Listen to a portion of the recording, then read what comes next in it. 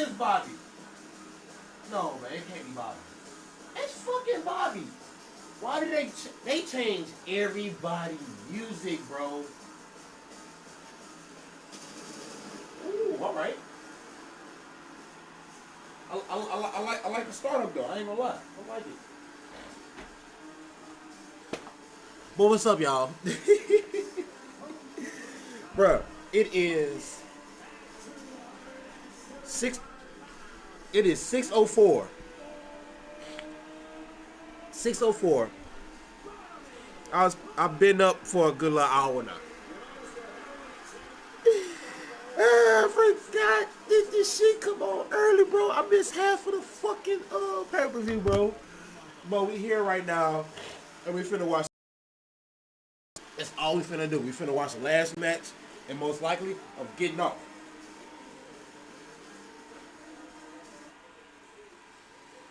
Most likely. So, I was watching on my phone, but I'm about to take it off my phone now.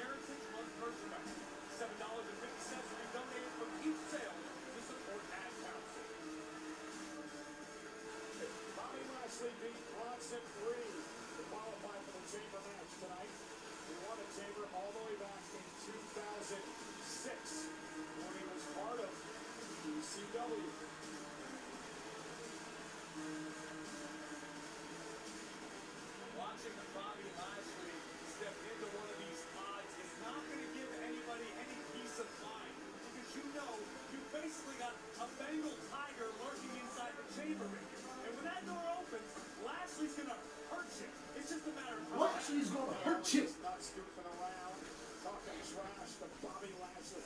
And Lashley will be locked in a pod.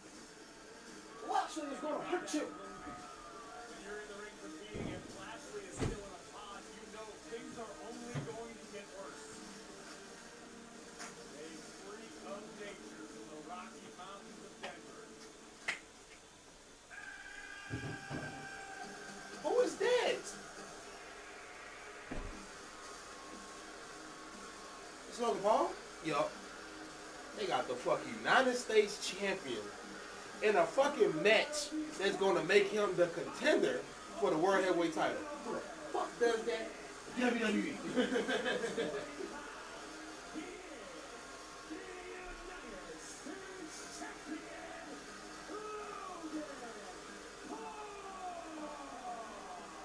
I thought he said the youngest champion or some shit. We've seen Logan Paul do some incredible things in his career here. I mainly got on this bitch because I was gonna feel bad if I start hitting my bone without you know, let y'all see it. Until I fucking realized I still got something in here.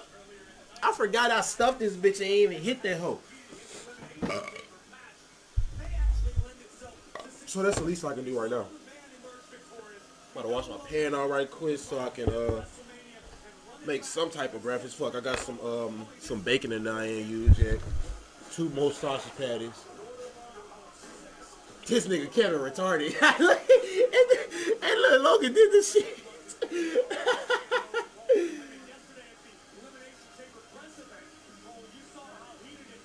Look, he talking so much shit. I love Logan, bro. No homo, I love Logan. Cause he that cocky, he got that cocky teenager vibe to him, bro. It works.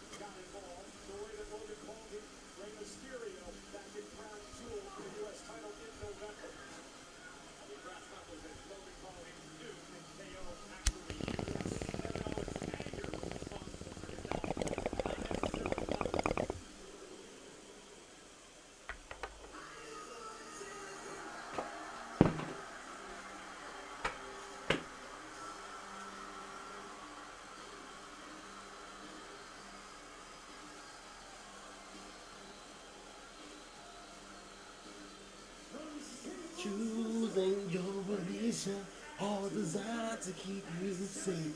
But when rules start getting broken, I have a boy that is my savior. Then loves to hate. And the power to your faith. I hear voices crying. I see heroes dying. I say blood that's drying. I hear tension rising. I hear voices in my head. I'm so. Oh. Oh. Hold on, wait. Hold on, wait. Hold on, wait. Oh, shit. I don't know what the fuck that was, but I ain't like.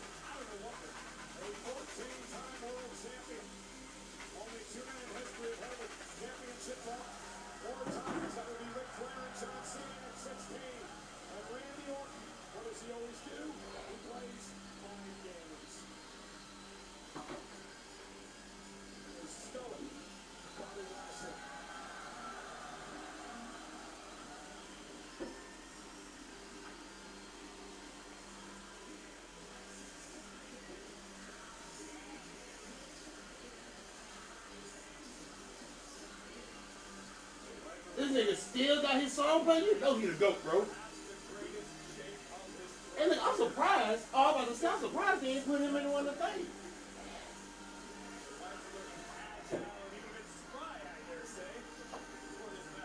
Yeah, they gotta put him in a pod. I ain't gonna lie. I'll let him come out last too. I ain't gonna lie.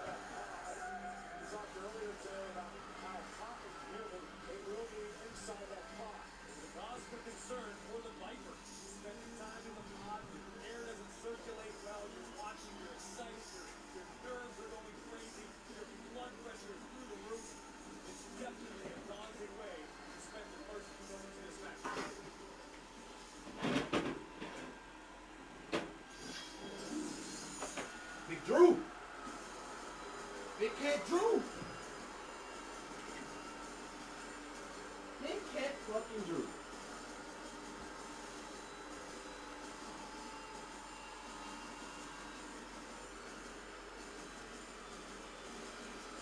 Big Cat Drew.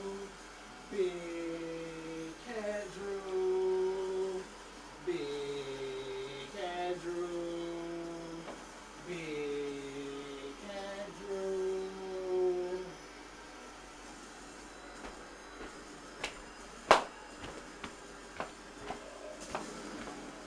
Look at this maniac. Look at this maniac. He's on drugs.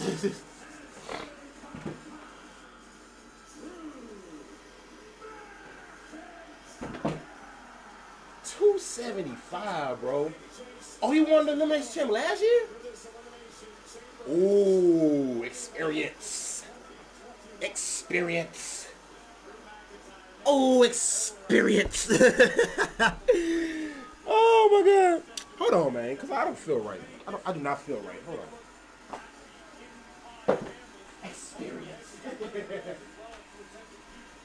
right there. Here we go.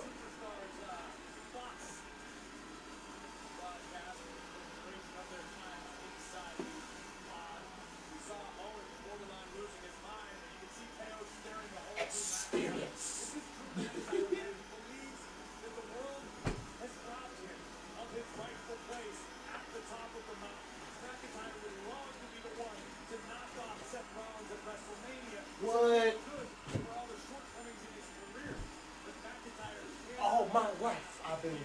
for this.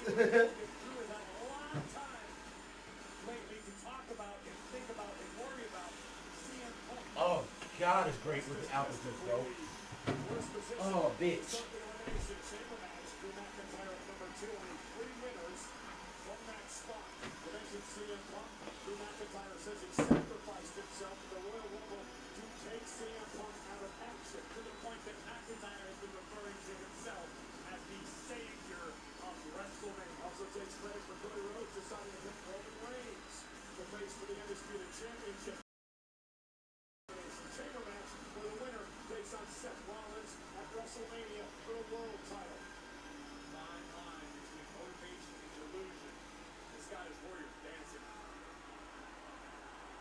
Oh, God, okay. I'm gonna set TV straight right quick. Who's the last one?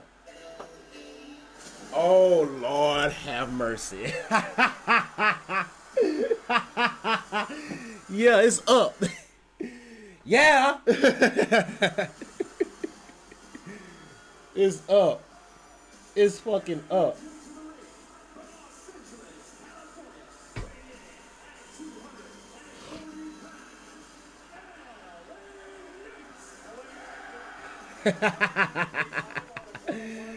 Yeah, bro. I ain't gonna lie, I fucks with LA, bro. I ain't like that nigga when he was Max Dupree. Like, bro, Vince was fucking over a lot of NXT superstars, bro. And I'm really glad that Triple H sees the potential the original characters bought. This nigga was Max Dupree of the maximum male models. Max Dupree of the maximum male models.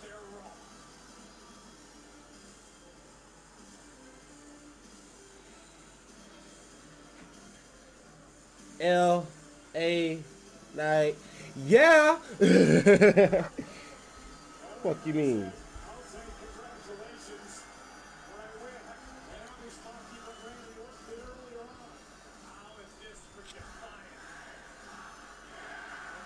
Yeah.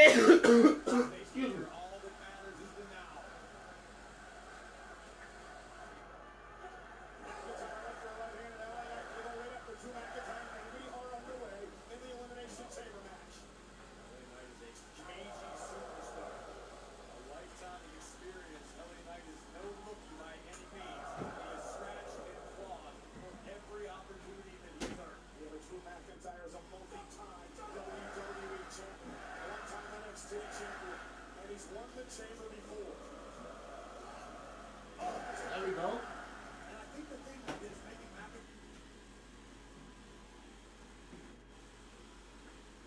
Let me turn that Wi-Fi off my phone. Shit, bro. I swear this shit is so fucking aggravating.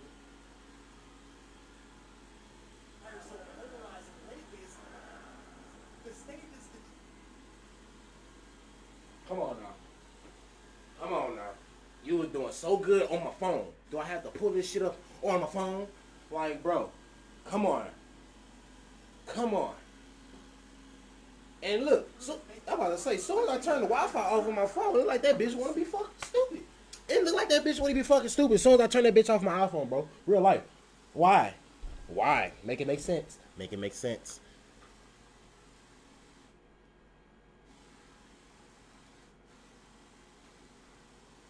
Come on, bro. Make it make sense. Two.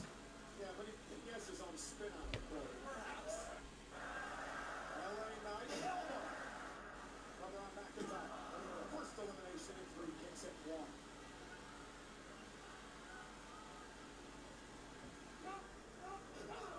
Again, as we talked about earlier, first elimination thrown by McIntyre. What do these two superstars need to do here in the early going forward? Pace themselves.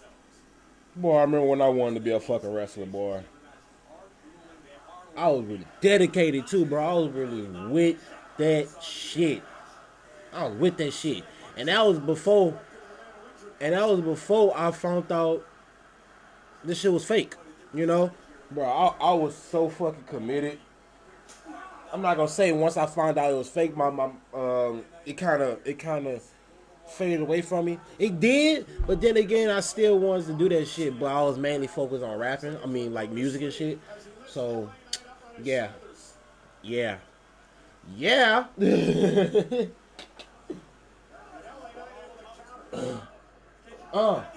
Come on now. Yeah. I was about to say he tried to get his legs over for that power bomb, but he's a little too tall, just a little bit.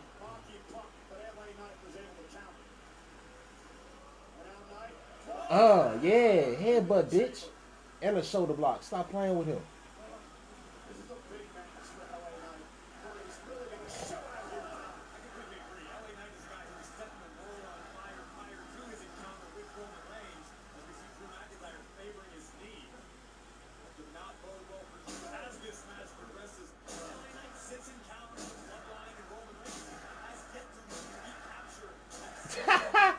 Logan's stupid, bro.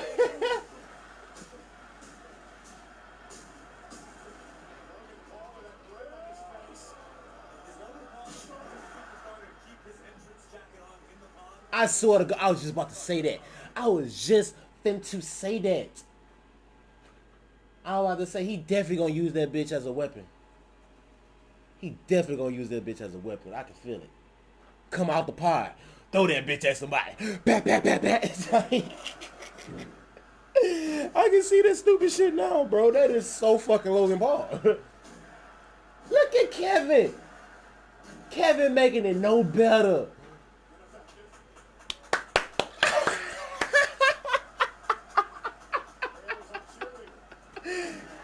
Yo, I was dead. I'm dead. Bruh, when fucking LA was hitting Drew head against the pod, bro, this nigga Kevin is being so petty and disrespectful by hitting the fucking pod at the same time this nigga head is hitting the pod. Bruh, I was just thinking I'll be doing that shit if I was Logan Paul. But bruh, just imagine that shit. Instead of that bitch just going with you, nah, something is meeting you. Oh man, that's painful. God, they showing they rankings. And that's crazy. Logan Paul is better than Kevin Owens? Let's go, K. That's kind of disrespectful. So that means Kevin Owens came out because he was an 86. Fucking Bobby Lashley gonna come out second because he 89. Then Logan Paul gonna come out third because he's a 90. And what, Randy Orton gonna come out at 91? I agree with that. I wish they ain't put the fucking overalls of their 2Ks up there so they wouldn't make it so fucking obvious, but whatever. Can't be mad. Can't be fucking mad. They probably did that shit for the women's Royal Rumble too, bro. I can't wait to see the highlights they show at the end of this bitch.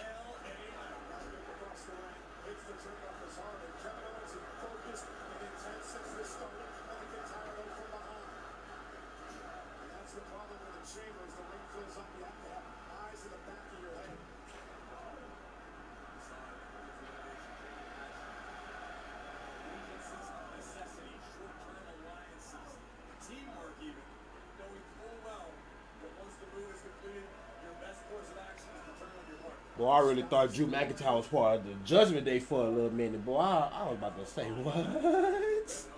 You don't need no more star power. You don't need no more star power. Plus, I kind of figured that that Drew wasn't gonna stay with that shit.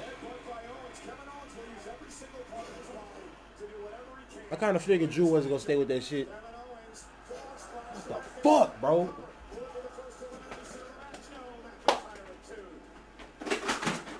God damn! It never failed. It's the boy. The devil just don't want me to have this fucking Android charger, bro. But that's my stupid ass. My stupid ass literally be throwing that bitch on the ground when I'm not using it.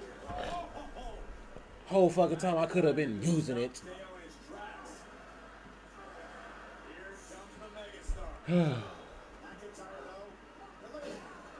Come on, Logan. Get in that bitch, man. Oh. That was dope. That was dope. Please show a replay of that. Please show a replay of that. Fuck the strategy. Show a replay of that.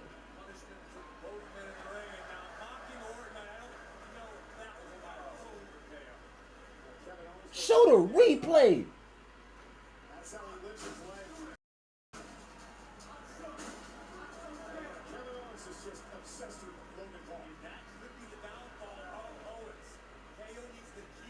Bruh, this nigga, I don't know how this nigga set this shit up. Bruh, this nigga hit LA Knight with a fucking senton while hitting fucking Drew with a face breaker, a cold breaker, whatever you want to fucking call it. Bro, senton, bam. While giving dude the cold breaker, bro. Like, oh, that was smooth, bro. I like that type of shit. I like that type of shit. Oh, that was smooth, man. LA in the fucked up position. LA in the fucked up position. Yeah, they wasn't finna do that. Yeah, look, he about to fuck himself up. He was in a fucked up position. Not the double.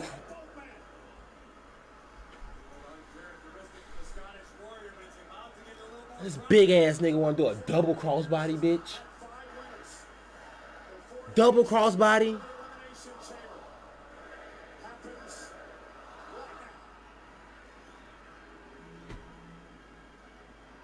It's gonna be Bobby. Fucking Logan Paul is better than Bobby Lashley, bro. I know it. They going by overalls. That's stupid. That's so stupid, but it's okay, I guess. Whatever.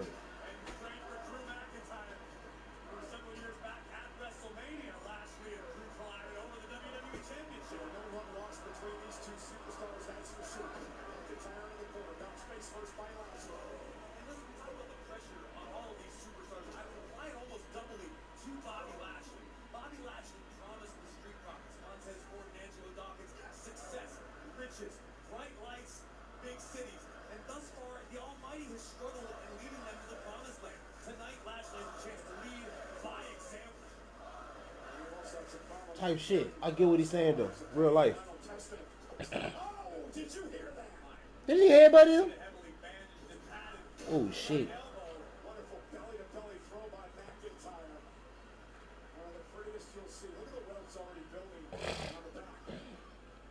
Big man slapping man meat. Stupid ass. A fucking YouTuber really be saying that shit. When like two big niggas get in the ring together and just have a match. Or call them meaty men, like, bro.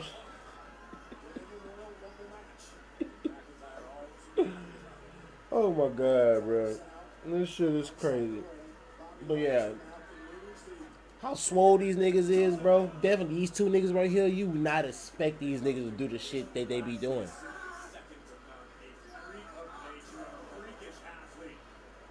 Like, this nigga Drew be diving to the outside and shit, bro.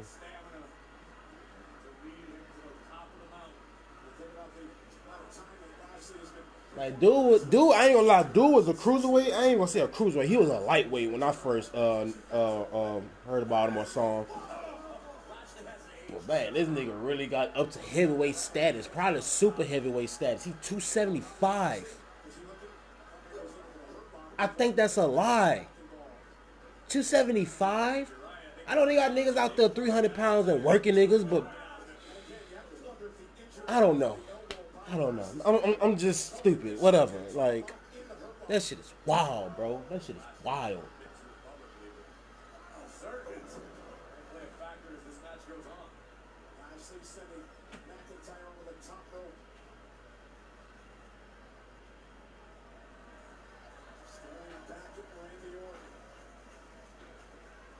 I hope Randy come in RKO all y'all motherfuckers. Y'all know this nigga gonna be the last one coming in. He still hit y'all with them bitches as soon as he come in. Look, straight up, trying to come out the ropes, duck, come back. Nigga do the same thing. Hit it with the turnaround. Oh, nigga wanna do a fucking springboard dive on a nigga? All right.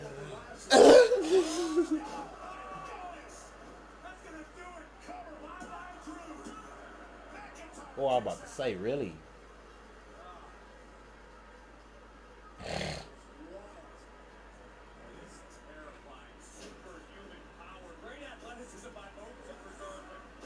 It wasn't that serious.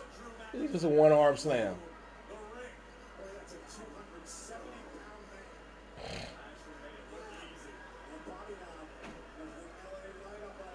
Yup. Oh, he didn't do it.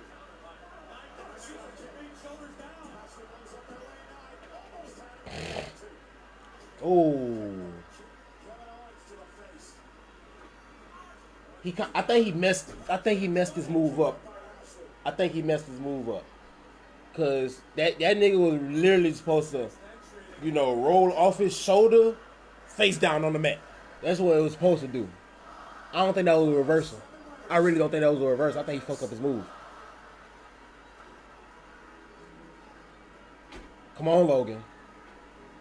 Don't be scared, Logan. Oh, they going Randy.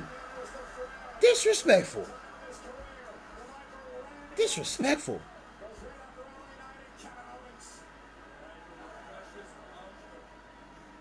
Disrespectful. I understand. Or really trying to put some respect on his fucking name, bro. Real life.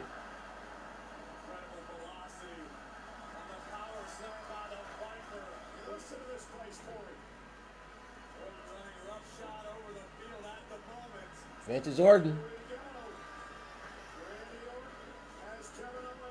Reversal.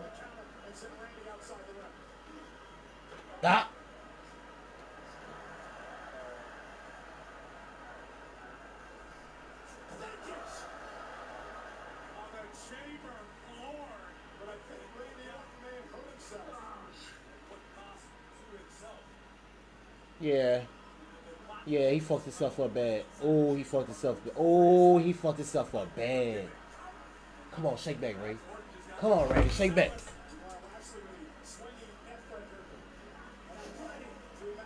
Damn, bro, he fucked himself up bad, bro. It like he didn't even want to move, bro. He fucked himself up bad. Yup. He fucked himself up bad, bro. Fuck, man. Damn, Randy, come on, man. Please be straight, Randy. Ooh, please be straight, Randy. That's why your ass should have went. Where's your bitch, you?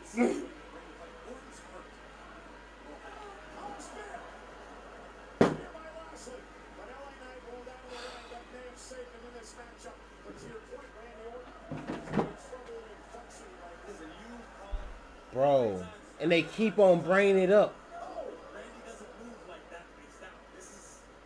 Exactly.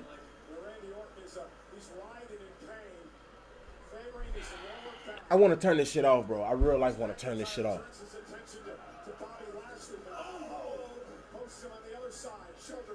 I real life want to turn this shit off. Because I already got a feeling who gonna win this bitch.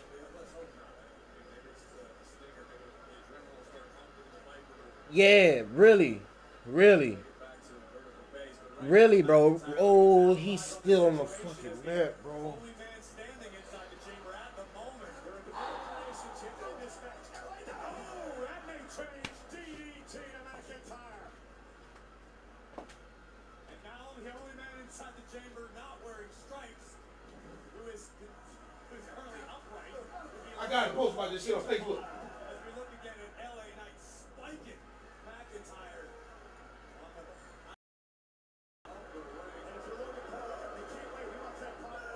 Everybody in this matchup is down. Logan Paul with a golden opportunity here. The number 6 entry has had 9 wins in chamber matches over the years.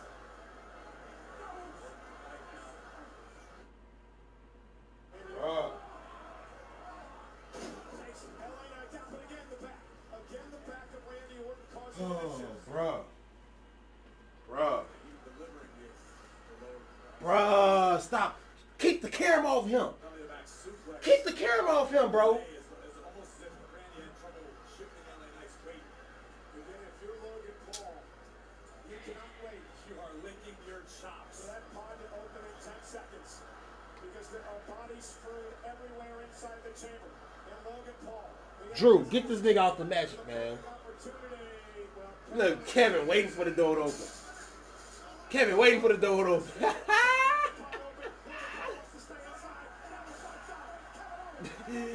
Yes, focus the energy somewhere else, man. Cause Randy about to go. He got to be the first one eliminated. I'm sorry.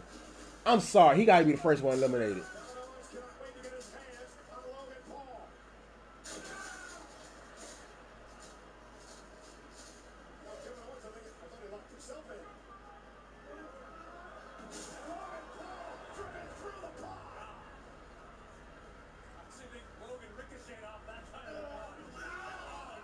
This nigga is going in with the moves, though.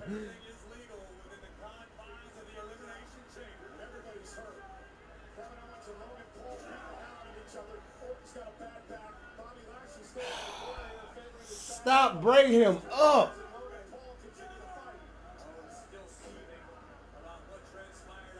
And look, Lashley probably hurt too. Bro. What do we? Come on, man.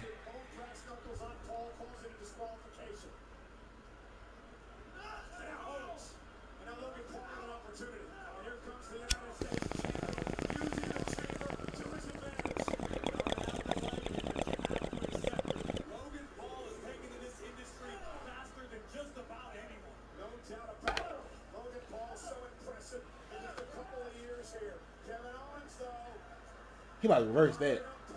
He about to reverse that, yo. Oh, he took it back. Okay. Shit.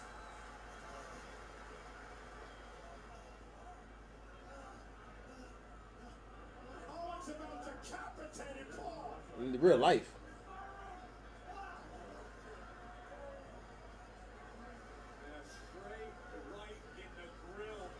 Okay. Okay, Bob.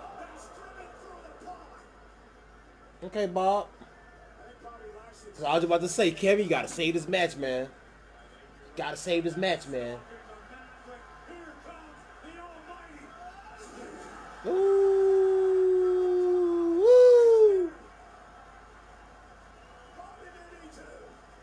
Bring his ass out. Pin him. Come on.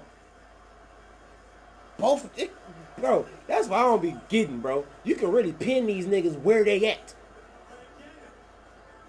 And they just trying to fuck over him. Like, what the fuck, bro?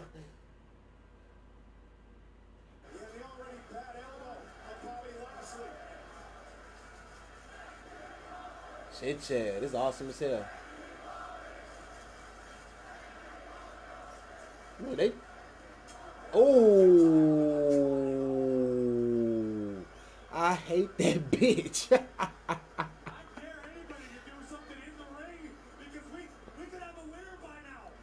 Oh, you really got to pin him in the ring?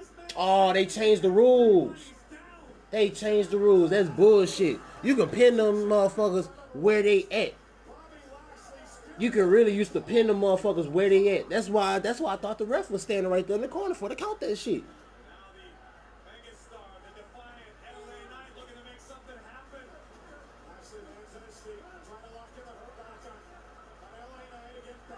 Uh-huh. Uh-huh. Uh-huh. Bop.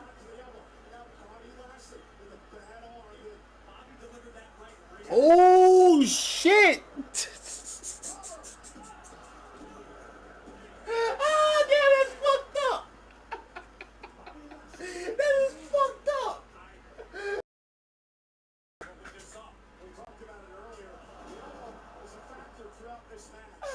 That is so fucked up.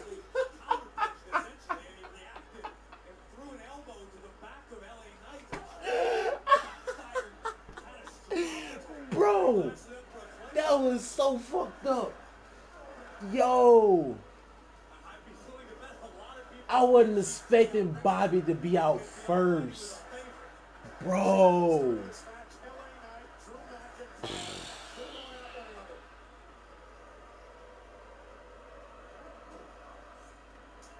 Crazy. Crazy.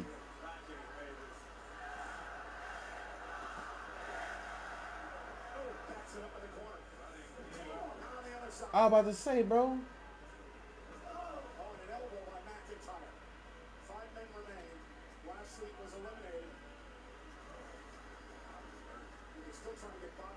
Yeah, I was about to say, man, this nigga collapsed or something. Like, what happened? About fucking 4 more referees out there to get this nigga. Come on, LA. Knock that nigga off. Knock that nigga off. Uh-oh, RKO. Damn. Damn. Don't, I was about to say, don't do him, LA. Now do him.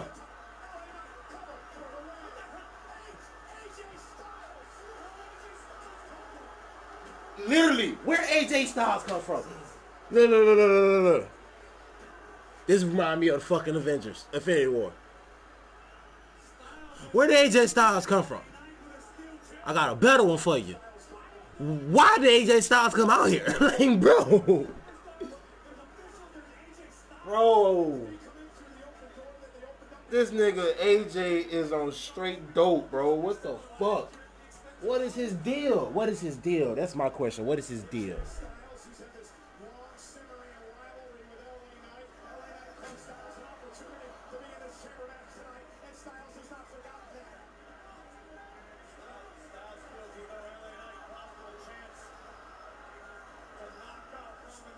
Ooh. He did it specifically to LA Knight, though, so that's going to be a WrestleMania match. That's going to be a WrestleMania match. TNA niggas, I just put it together. Oh, you about to eliminate him?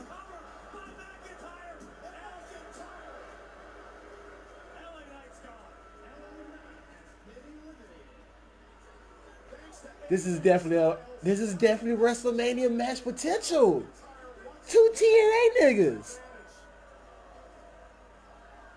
It's something we already saw before. They got some chemistry. Night 1 gonna be the shit unless they save it for night 2, bro. Bro. Bobby then LA, bro.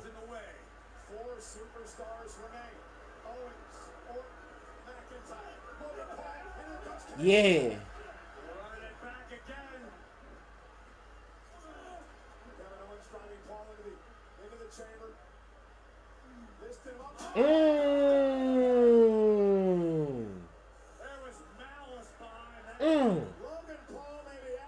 Yes, indeed. Roll his ass in the ring.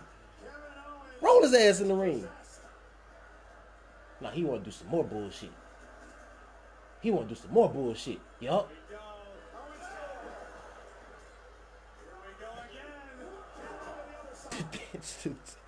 I'm surprised Randy's still in this bitch, bro. I ain't gonna lie to y'all.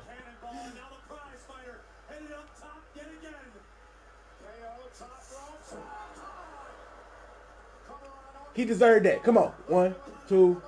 Oh, that boy name is Randall Keith Orton. Stop playing with him. Stop playing. I was about to say this nigga slipped. Come on, shake back. There we go. Oh, put them fucking knees down, you Drew backing bitch. Oh, bro. Come on, KO.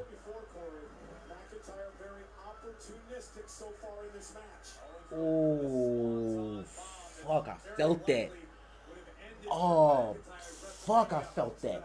Jesus.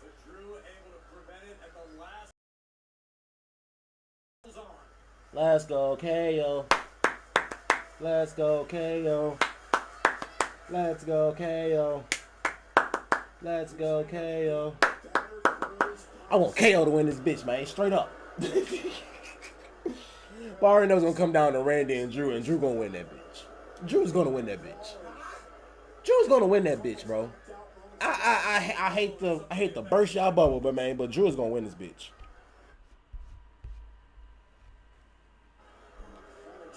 Drew's gonna win this bitch. That was my prediction once I saw the final card. Real life. Bro. And he counted down. Come on, man. Stop buffering. Please. Run it from right there.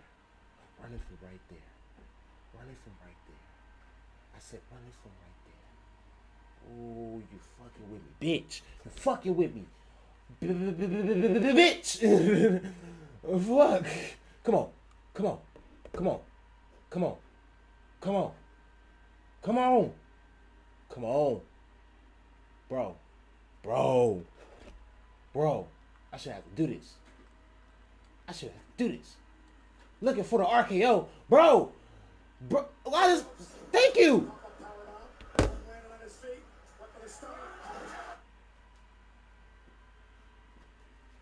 Come on. Shit. Come on. Man, I'm about to get my phone, bro. I swear. I'm about to get my phone. They fucking... I don't like this shit. Don't fucking like this shit.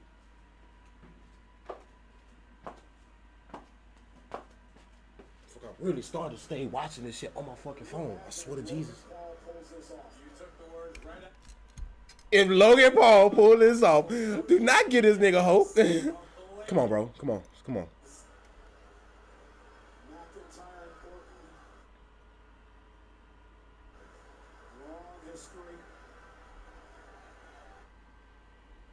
See, I don't like that shit, bro.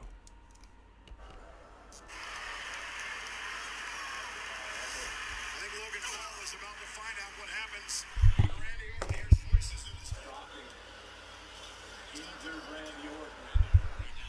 Every second of this, every time his knuckles connect with Logan's skull, it's Logan. They get tired of the back of Randy Orton. That was smart strategy.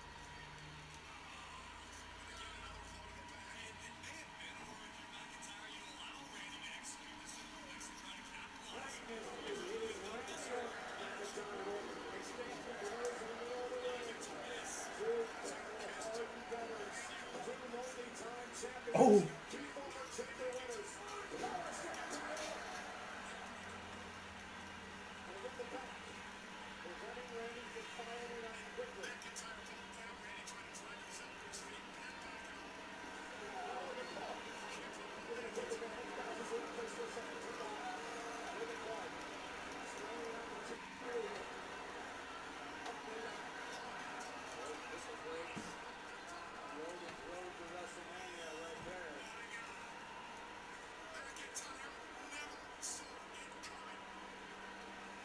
Yeah, the one on my phone is in real time. The one on TV is slow. So, this is what he's gonna do. Mute. The fuck?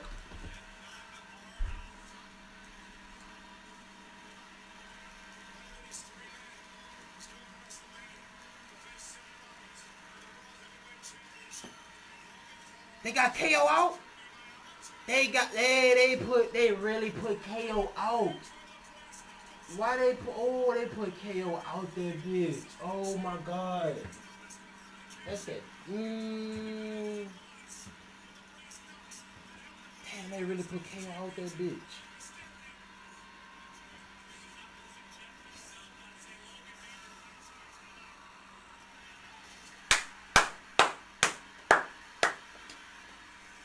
Let's go.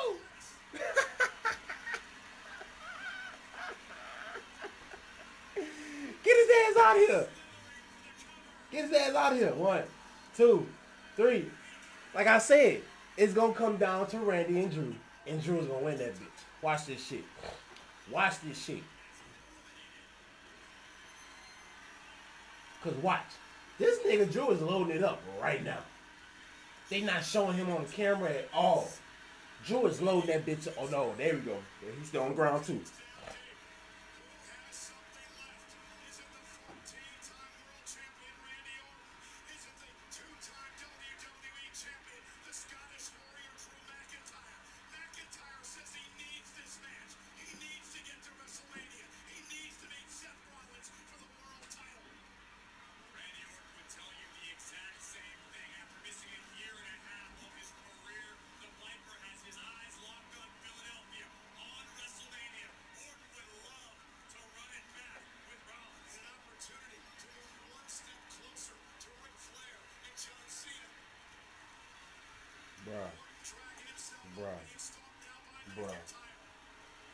Bruh.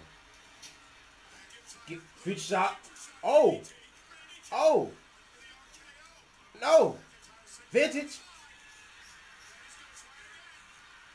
Fuck it. Get hype.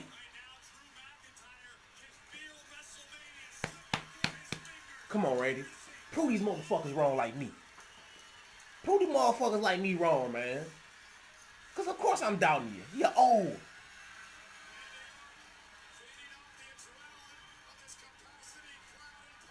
Come on. You damn bitch. Come on.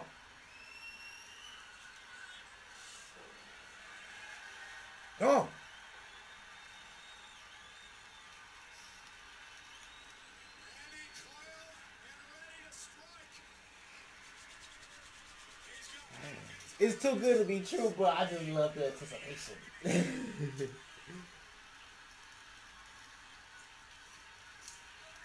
Of course. Slime Buster. Yeah.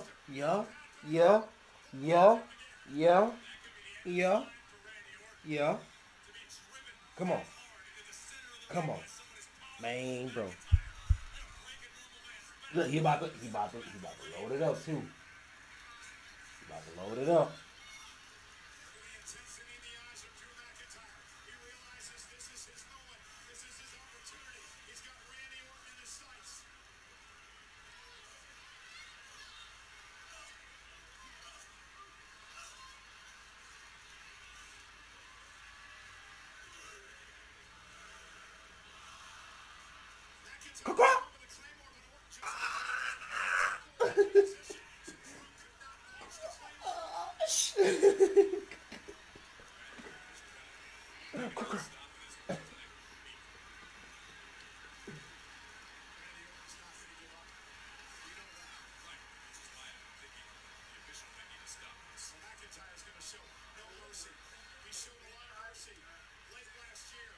This nigga Randy full of shit.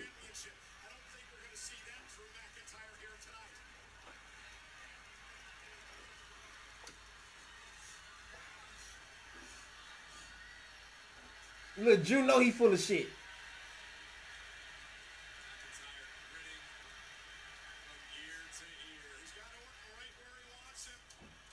Exactly. Get him. Come on, just pin him. Stop doing that turn. Come on.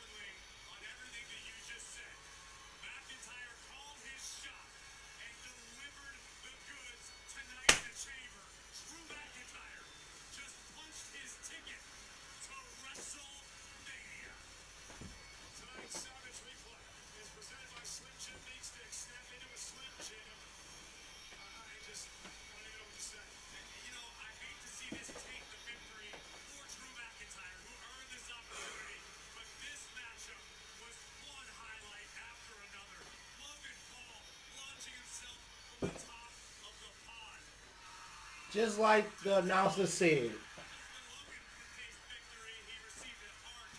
Just like I said. I mean, just like the announcer said. Not like that. Not like that. Real life, not like that.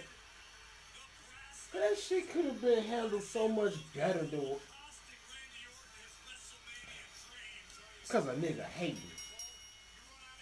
Cause a nigga hating. He think he finna get a fucking WrestleMania match. And bro, that's that shit that I don't fucking like because where the fuck is Rey Mysterio? You haven't seen Rey Mysterio since Logan Paul wrestled this nigga. I don't like that. I don't fucking like that, bro. I swear to God, bro. I don't like that. I don't like it. I don't like it. I knew Drew was gonna win, like I said, but not like that. Not like that. Not like that.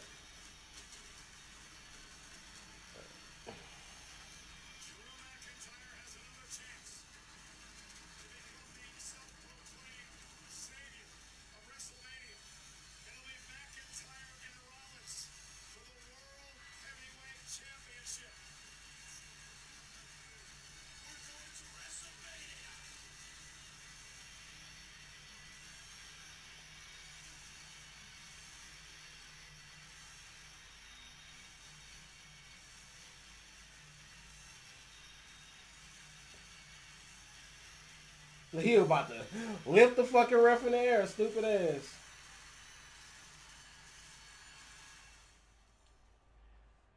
Not like that. Not like that, y'all. Like that, man. Bruh. Like, look, I predicted it perfectly. I predicted it perfectly, bro. I said who was gonna get eliminated. I was surprised by the first two eliminations. But, bro, I knew it was gonna come down to fucking Randy and Drew.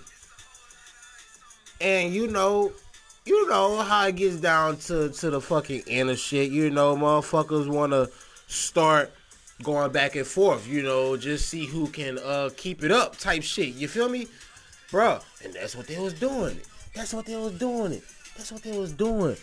bro, this nigga was loading up the Claymore so perfectly, bro, and he knew he was finna win this bitch in the first place.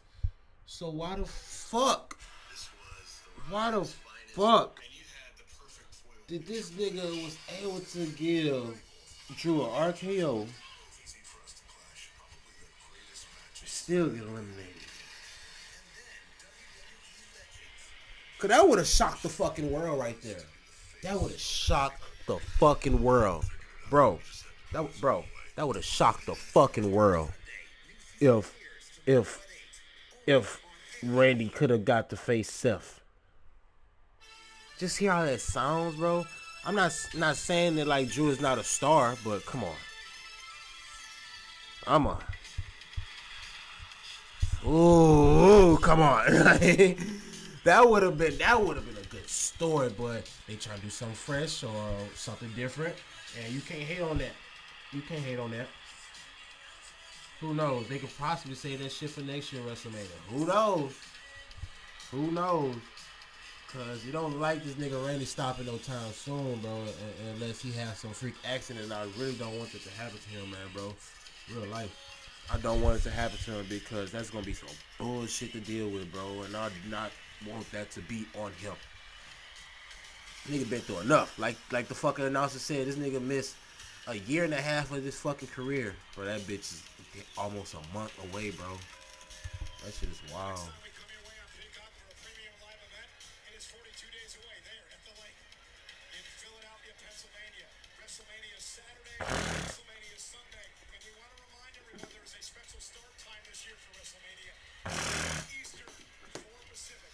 Ain't no special start time. It usually start around that time.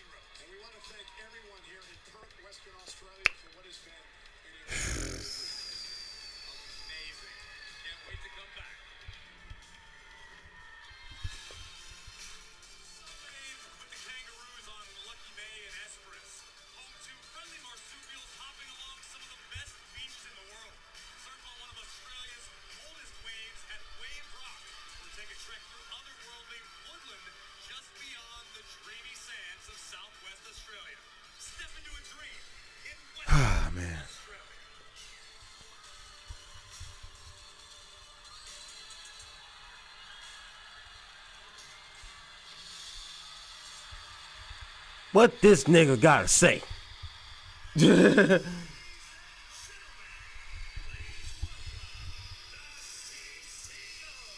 Say CEO. What this nigga gotta say?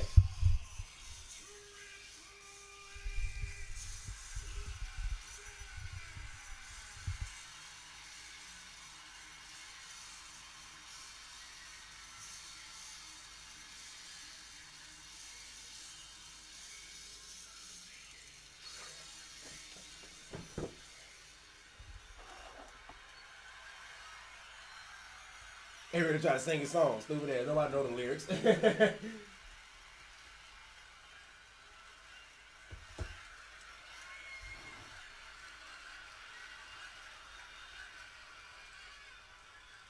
just wanted to come out here for a second to say thank you.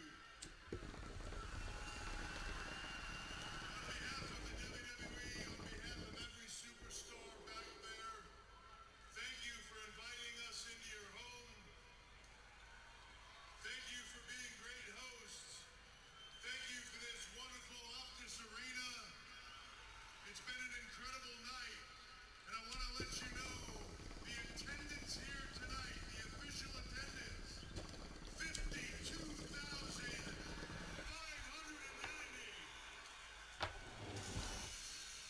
That's great. Absolutely awesome. Thank you for everything, Kurt. It has been a blast. And we are not done yet.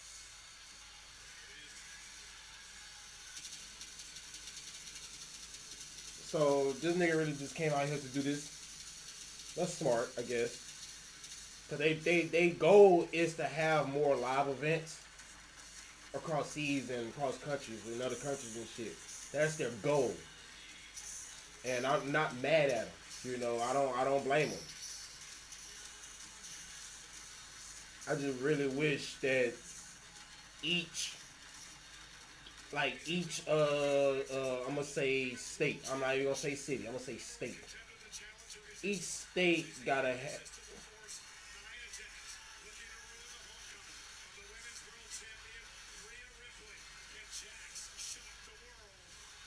She got a match with her? Wait a minute, I thought this shit was over. What the fuck?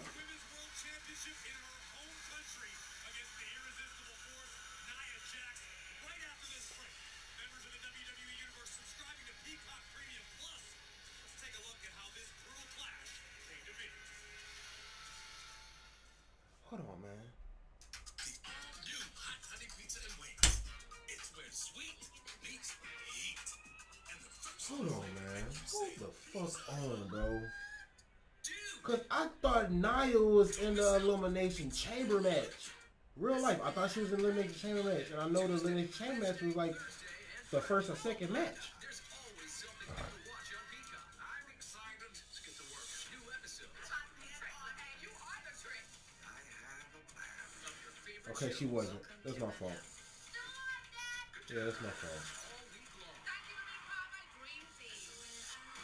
Monday, Tuesday, Wednesday, Thursday, and Friday. Okay, that's my fault. Streaming only on Peacock.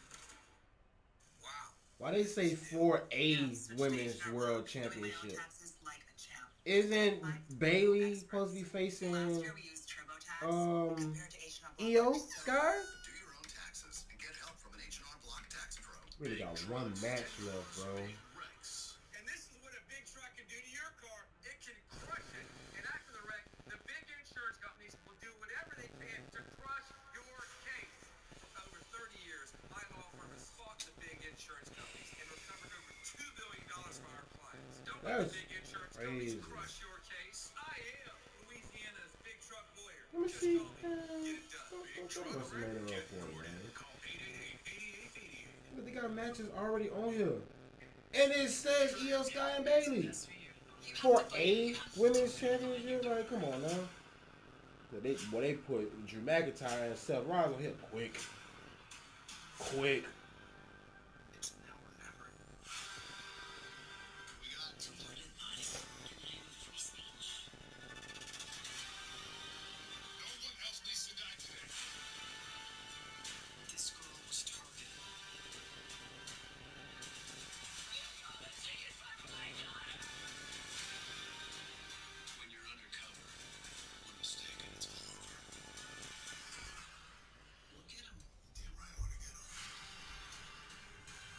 Elliot old ass. Can I go home now? That's not how this works. Olivia old ass, bro. These people crazy. That's why millions of guys trust Hims. Mental health, diabetes, and hair loss. Hims can help. Your free online intake at Hims.com. You can hear back from a licensed provider in hours. I was like motherfucking money, bitches talking like they dummies for. Access curated content and message your care team at any time. Premium care, ultimate value. Find your doctor trusted treatment 100% online. Get started today at Hims.com. Look who's auditioning for Magenta Status. Fashion at Hilton Hotel. Special rate on your Hilton Kids Day. Mom! No need to audition. Introducing Magenta Status. Premium benefits from brands you love. I'm gonna show the world that I am the most dominant woman. You're becoming next women's world. See you soon, unstoppable chair.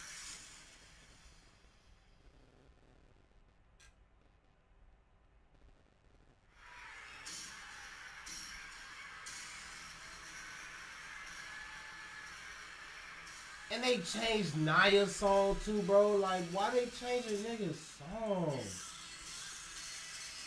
This is not the same song, bro.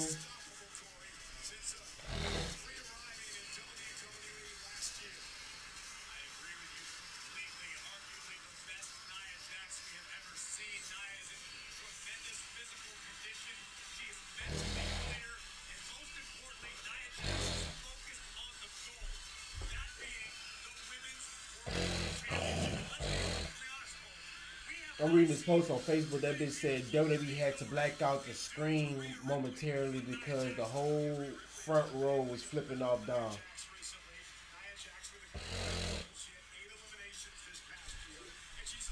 Somebody wrote Dominic is a true heel.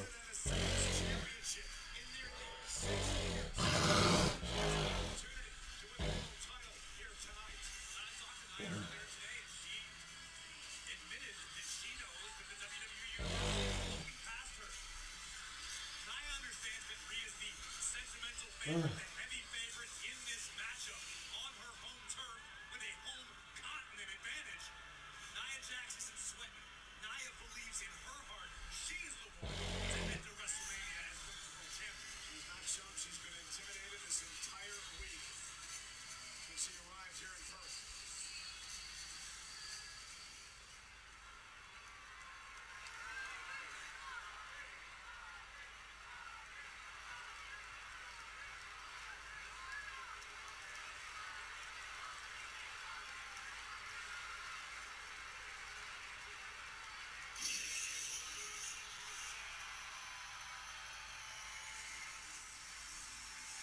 And they real life changed real shit too, man. I don't like it.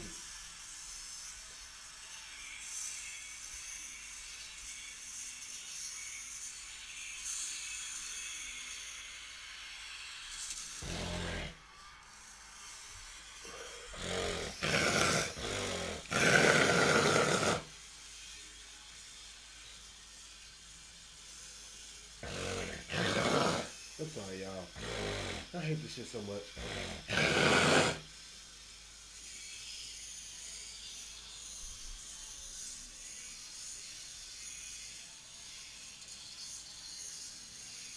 And I real like it because she always singing when she comes out to it. Rhea just got all her cheeks out, bro. Oh my god. I know Buddy happy. Buddy Murphy.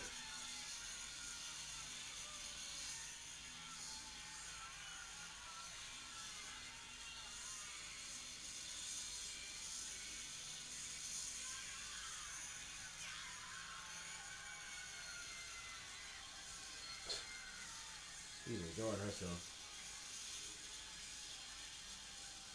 She's enjoying her fucking self, boy.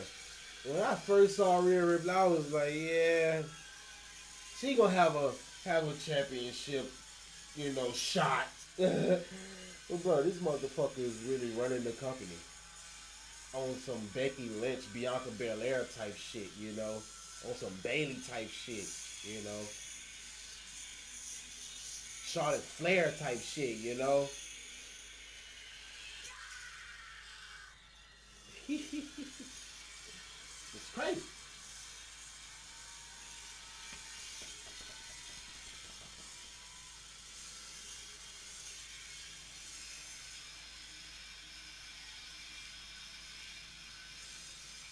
They have another pay-per-view before this? I don't think so. They shouldn't. I don't think so. Because this nigga asked Rock for a match. How the fuck you gonna do that? How the fuck you gonna do that? Because I thought they was gonna do that shit for Elimination Chamber. You know, do a little tag team match or whatever. No. Nigga Rock said, fuck that. I'm about to be around this bitch for another 5 years. Taking my motherfucking time. I need help.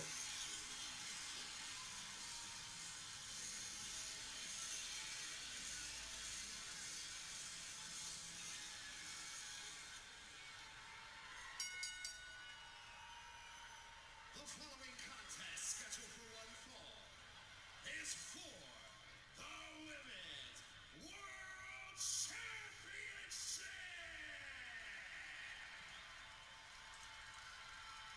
Introducing the challenger from San Diego, California, Nia Jax!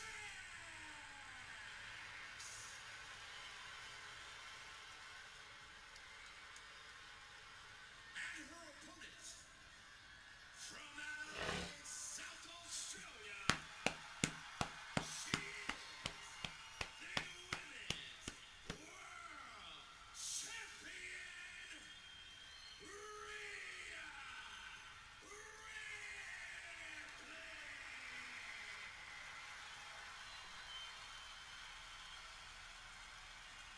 Rhea Ripley started training at Riot City Wrestling in Adelaide at 15 years old. Her trainers, Chris and Matt Basso, were calling her special personality, how she was hungry and charismatic, just a metalhead from Adelaide. And now Rhea Ripley competes in her homeland for the first time in 7 years. And she comes here tonight a completely different woman as the Women's World Champion to take on the irresistible force, Nia Jax, in our main event tonight of Elimination Chamber. Mommy may always be on top, but tonight, Mommy's home. Here we go, collar and elbow tie-up, filling out process here tonight. Now for Nia Jax, Corey, you can take advantage of what has been an emotional week for Rhea Ripley. I guess it's an homage to China. I guess.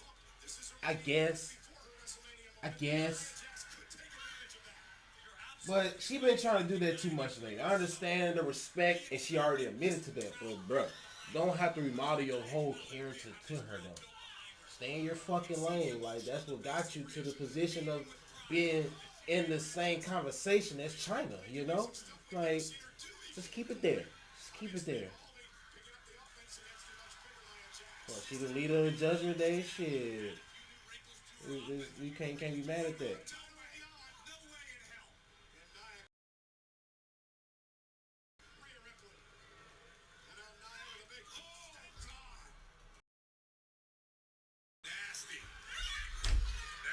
Let's start cooking my breath. Fuck that. Every thought in Nia Jax's mind right now. Now Rhea just whipped into the corner. Championship splash in the corner. And Nia is screaming down at Rhea. She has 13 family members here on the road tonight, including her mother Anna, her dad Peter, and Calissa, her sister. Nia Jax is just screaming down at them. Rhea Ripley as she does so here in the corner.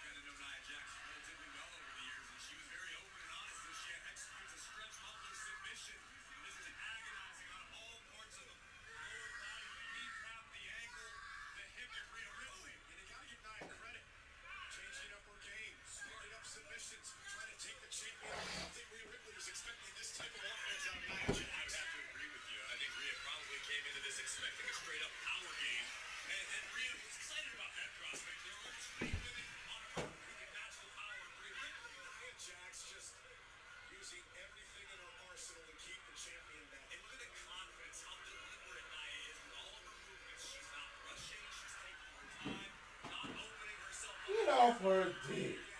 Trash talking the family members in the front row as she continues to punish the champion.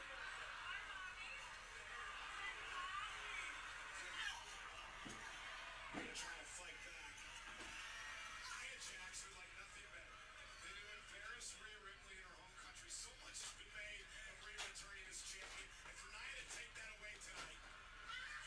Most satisfying professional accomplishment of Nia's career. She's got a torture rack locked on right now. Agonizing position for the champion to be trapped in. I mean, she's just dominating Rhea Ripley. She's having her way. She's taking her time. Rhea trying to fight out of this. Now, guillotine. Guillotine sitting deep on the champion. Submission in. Nia Jax in trouble. Set for the way. Rhea Ripley looking at Nia Jax to tap. This is a great way to stop the power of Nia Jax. Doesn't matter how big you are, you can't breathe. Just got out of harm's way. That was a great counter in the guillotine by Rhea. It was. Perhaps out of desperation, but effective anyhow.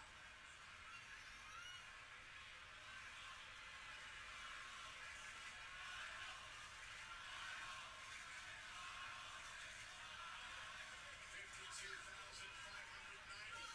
Trying to rally the champion, Rhea Ripley. Here comes Rhea. Off the second rope, not a corner.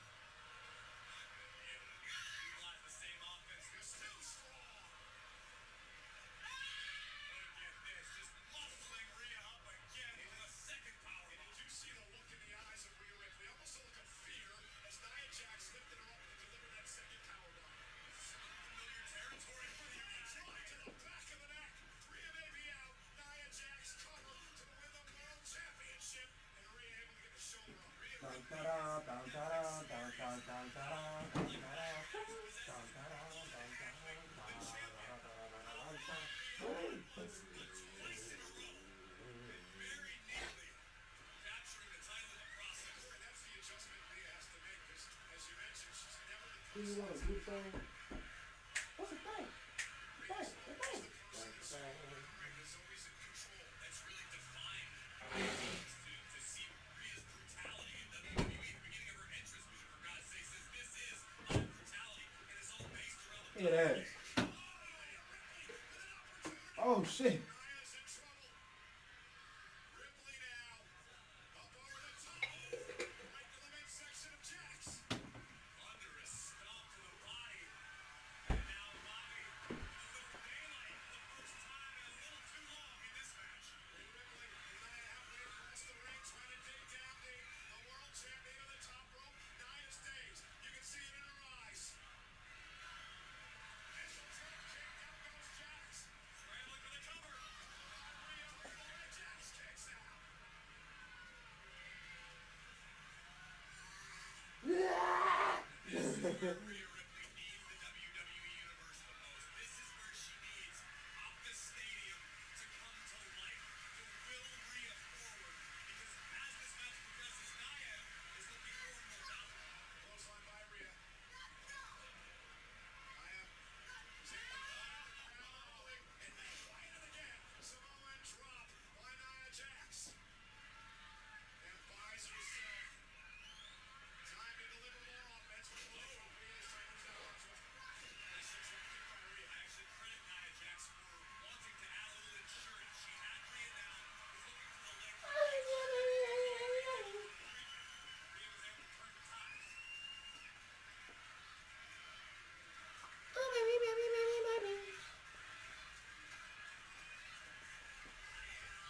Rhea trying to fight.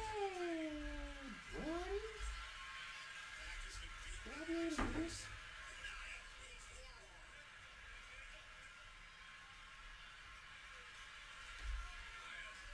Position Rhea something favorable. This Impossible, huh? Nia Jax with Rhea up on her shoulders to the second rope. Rhea high above the ring. That could be the end of the championship reign. Cover on the champion. Kick out at two by Ripley. It's a testament to the toughness and will possessed by Rhea Ripley. A Samoan drop from the second rope by Nia Jax.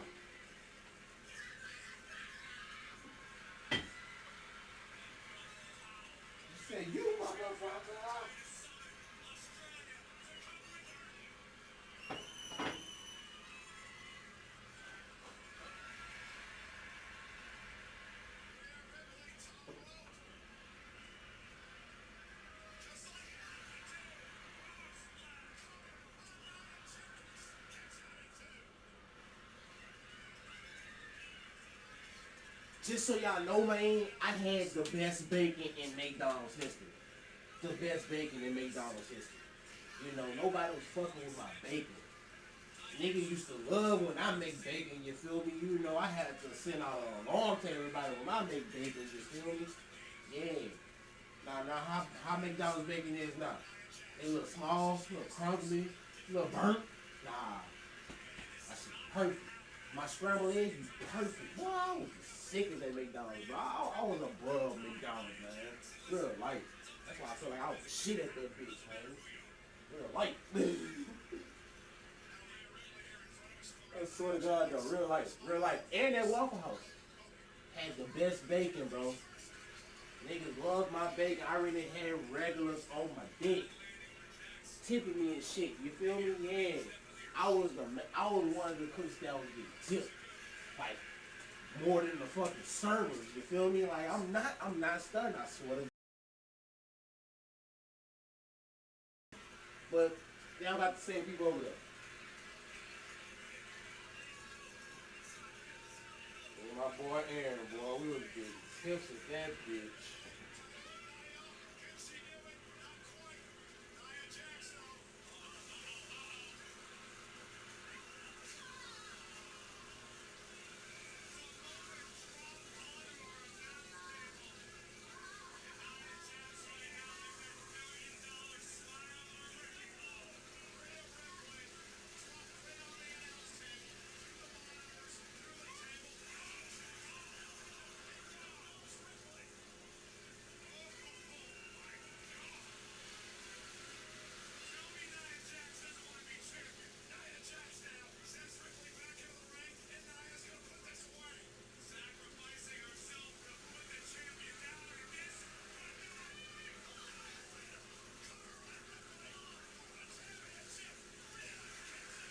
I was about to say, she thought.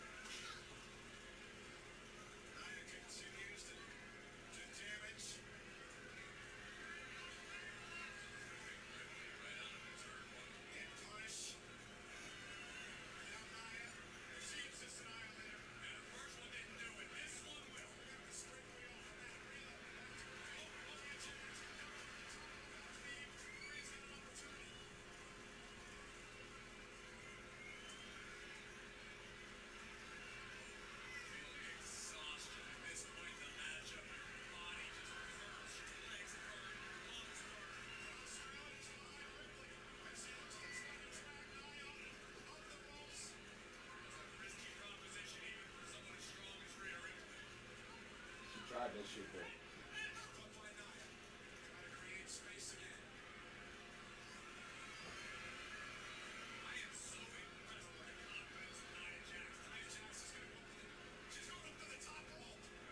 Not the top row.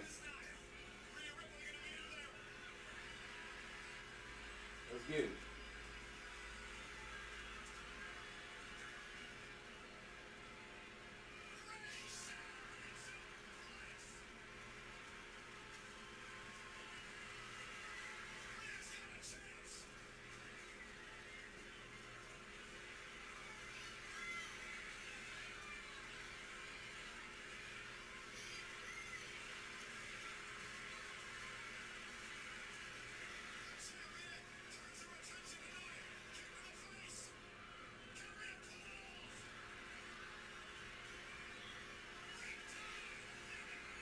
God damn, bitch.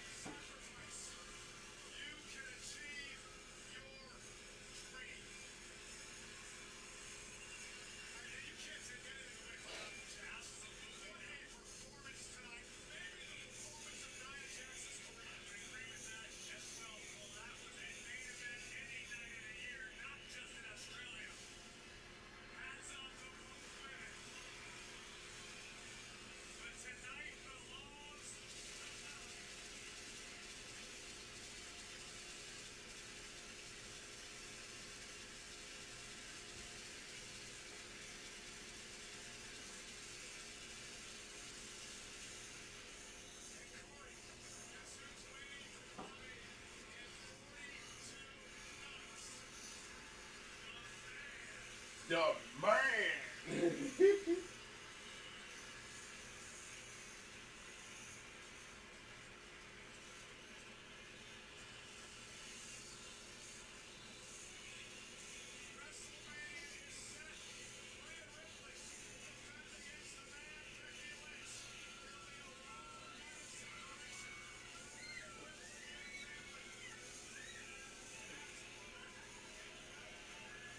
Go pull this shit out right quick. Hold on, y'all.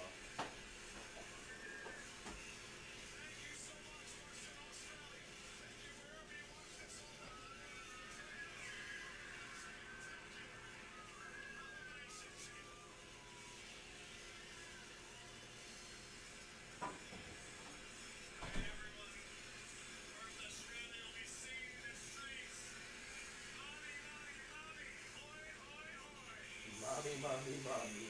Oi, oi, oi.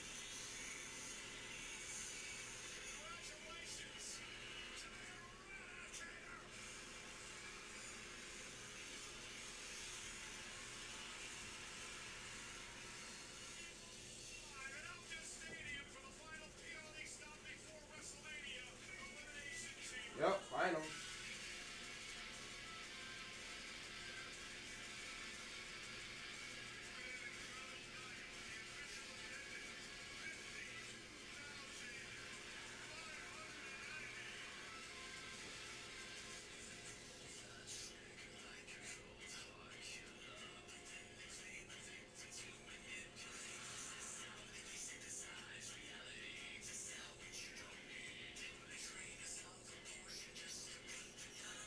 Oh, shit. All right, women.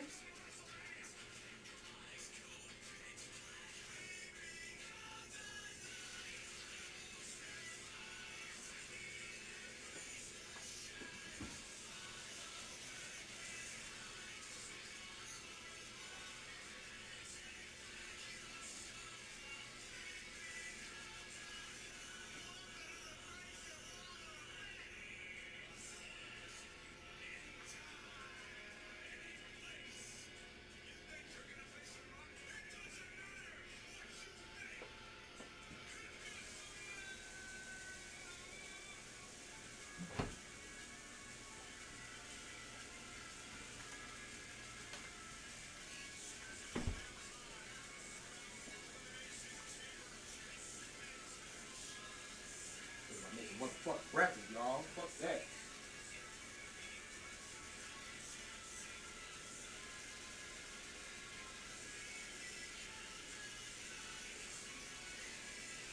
Noodles on, man. Fuck that.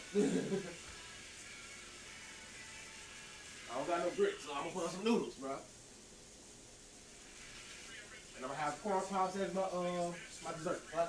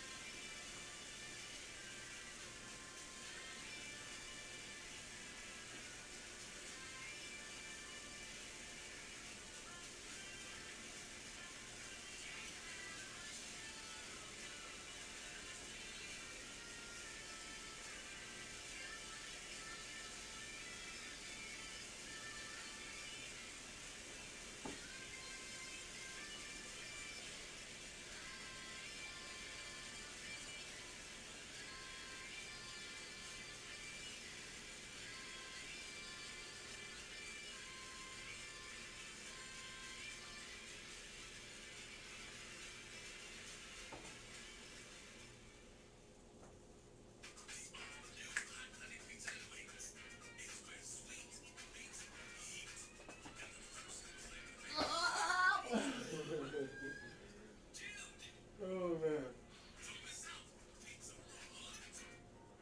That's why you should fuck with me, y'all. Cause you get the real nigga and the shit. Hey, fuck that, man. Let's take a shot, man. We up now. We ain't going back down. I only got my. Look, look at my. My shit good. My shit good.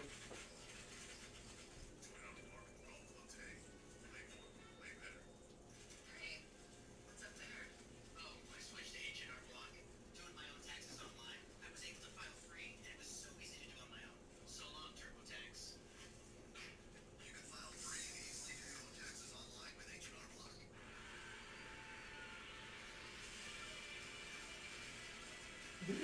How you do that? This stupid ass.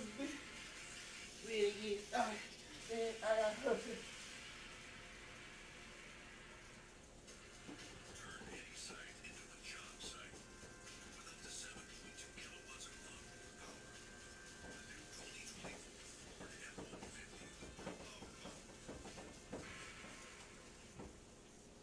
Sometimes fans' problems can be hard to hide.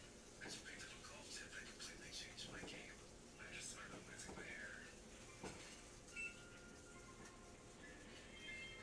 I think I'm depressed. I already did. Hams, you don't have to hide. You can connect with medical Ow, ho. professionals for personalized treatments for ED, hair loss, mental See? health, You see me trying to do something. Get started today. Ow, bitch. Don't start that shit. You good. You good. You good. You feel me? I feel you. I feel you. I feel you though. I feel you. It's all good. You feel this shit. Cold water, no stains. Woo. Tide cleans better in cold than the leak. Huh, what time is it? Come on, Mo. Come on, Mo. Cold water can't clean tough stains. I'd say that. August Wednesday. Turn to cold. 7:36, y'all. Bye. Oh, Louie, where you going? I gotta handle something. It was just 2 shots. I don't have no more. Since I killed that Hermanos last night, I'm good. Get the pack. You don't take yada yada in life. Take yada yada from your wireless provider. If it's out, there's no contracts, no split bills, and nada yada yada. PM is for everyone that loves sports betting. Everyone. Baton Brady. Wait, what? You want to? Y'all already know the best flavor of noodles, so I ain't really got to show y'all what I'm gonna cook. Tom Brady, if he was a little troublemaker. No one likes to snitch.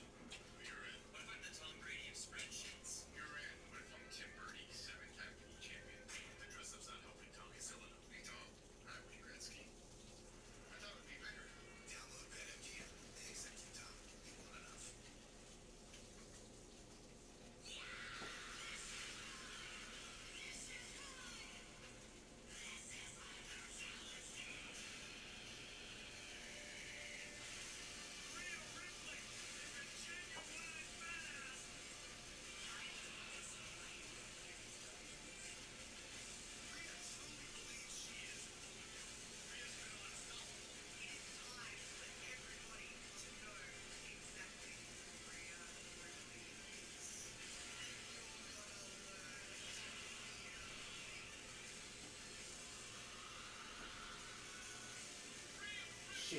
See that?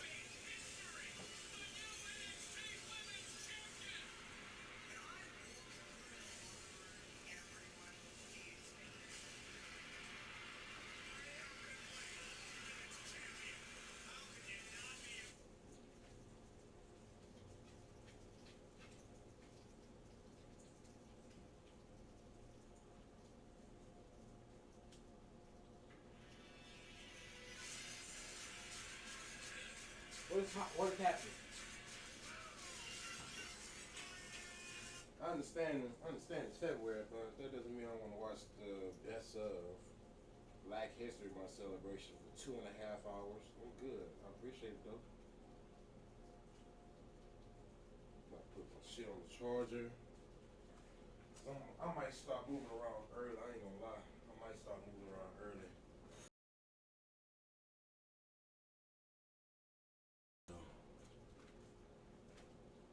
Yeah, good kid. You know, something different.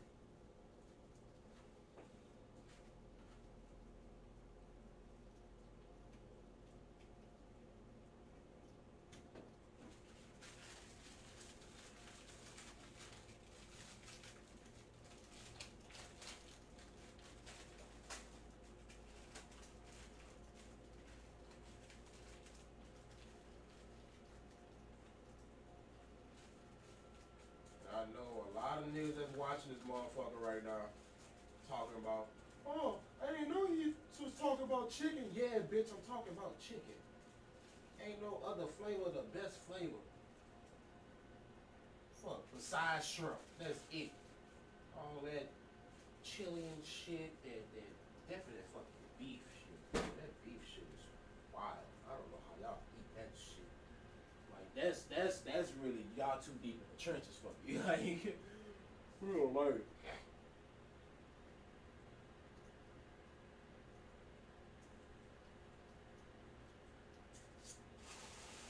You fuck bitch. Calm down. Calm down. Ow. Ow. I want to sit down and watch that. I ain't gonna lie.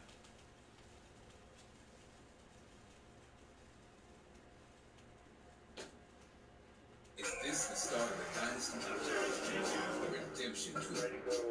Is it time for a breakthrough? To get back to breaking stuff? Or is this the makings of the wildest ride ever witnessed? Any questions? You can go to Granger.com and find what you need. Bro, calm Solutions down. for every industry. Right, hello my friend. This is going to be the weirdest smackdown ups and downs ever. Because by the time I am saying this to you, or by the time you see it, the elimination chamber is going to be on, which means we have to rush through this. Then I have to sit down and watch that too. Somebody once said there's too much wrestling. I don't know what they're talking about. But we shall get right into it. Now, what the hell was the start of this show? We saw a bunch of superstars turn up to the arena. There was no time in the corner like WWE has been doing. It just said earlier tonight. How flop am I meant to do with that? Bianca there also decided she would like to watch some wrestling, so she came to the ring. This is the commentators were like, you know, we should talk about time zone. I love a time zone. If I were you, and you want to watch PLE soon, then definitely check your damn time zone. It also meant that we were going to do Tiffany Stratton versus Liv Morgan. Because of course they are going to clash in the chamber. This is just the kind of thing we do. Trying to get the upper hand by being an asshole, but Liv Morgan was having none of that. As soon as she did smack Stratton, Stratton was like, you know what? I'm going to go out on the outside and regroup. And this didn't work because she all of a sudden applied a chin lock. It's the first time I thought about this. I was like, there. She's going after her chin. Well, exactly as she planned to do. Certainly Tiffany made the mistake that lots of superstars have made recently because she started to trash talk. It was like, these words hurt my feelings. She punched Stratton right in the face. And once again, this makes perfect sense. You go after my chin, and I'll go after your nose. Morgan also hit a code breaker as Tiffany went for the prettiest moonsault ever, but when she missed that, Liv kind of did this sunset powerbomb thingamajig. Some people are going, oh man, they didn't do that very well. I like that it wasn't as smooth as possible.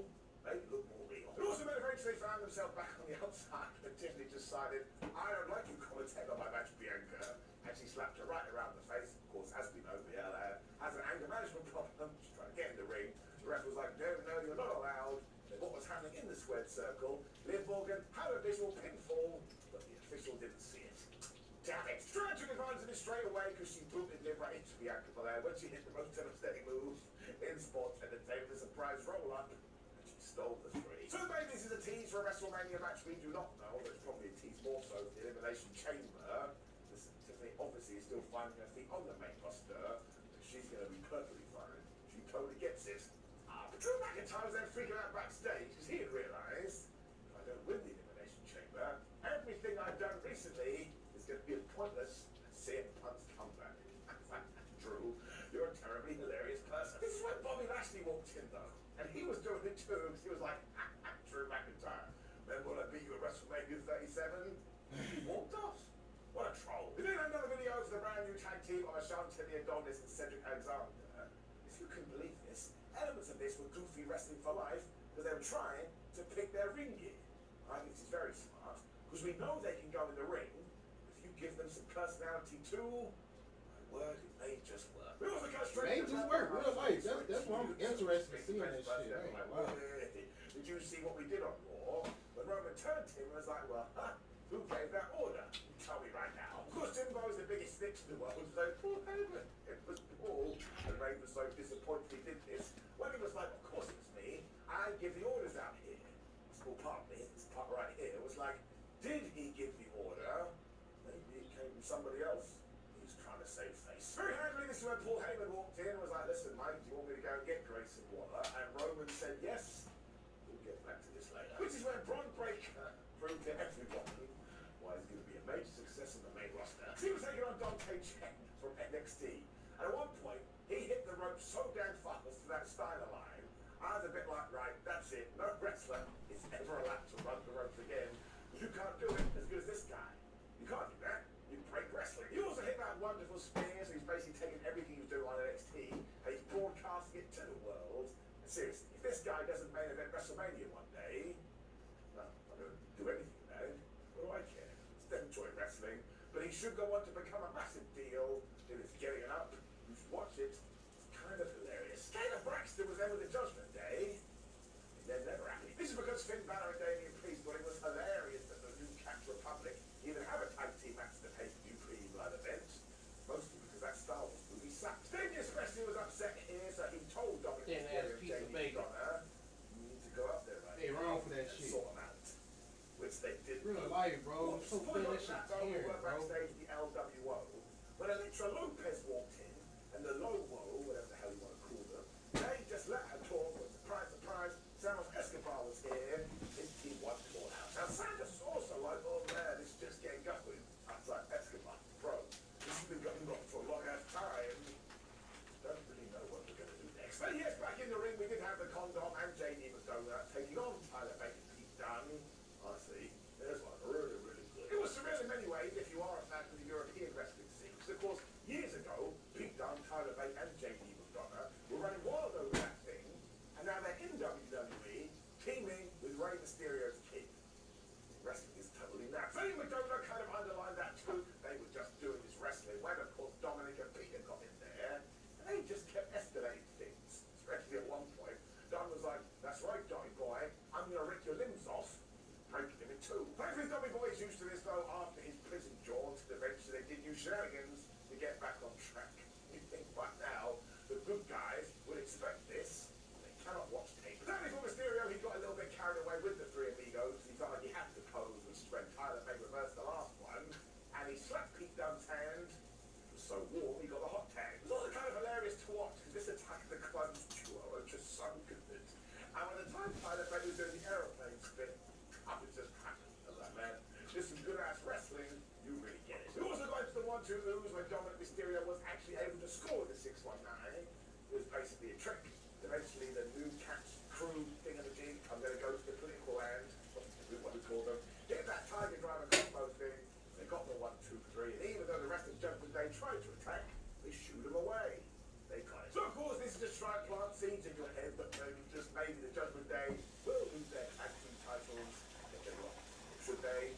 Hold it off to WrestleMania. But not only am I going to give this enough, but I'm also going to introduce a brand new feature in 2 ups and downs called the One to Watch, where I would just pick something random throughout the show. If you've only got time to watch one thing, you should choose that. As I'm sure you can figure out, it's going for this match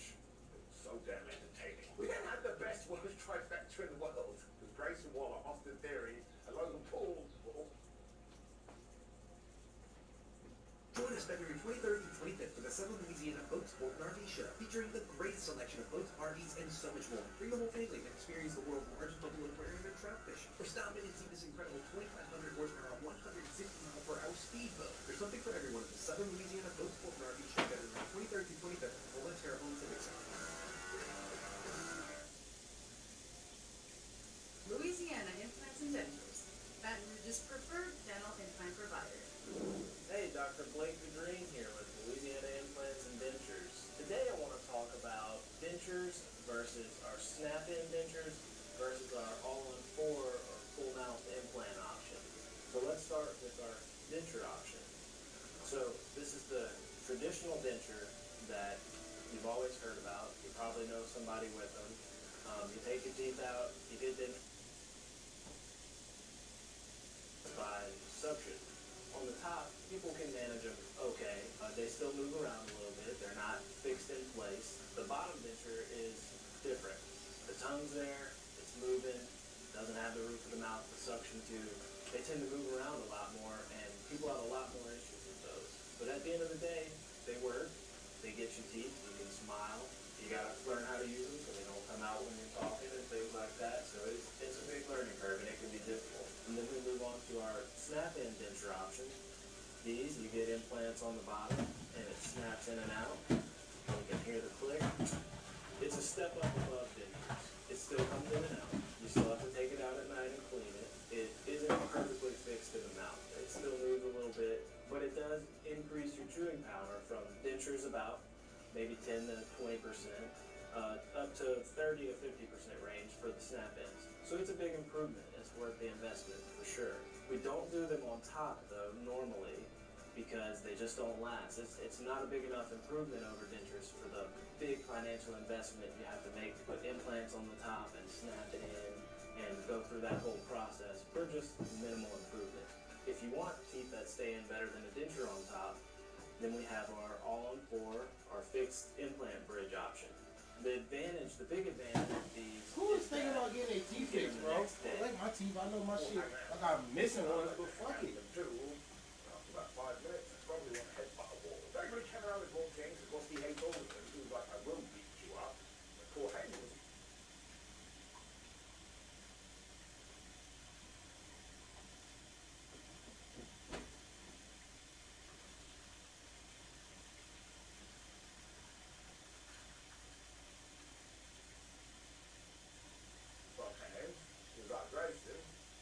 People see you now. That's the weirdest doctor appointment ever. Was that this random kid with the cover card being helped to back to the trainer's room?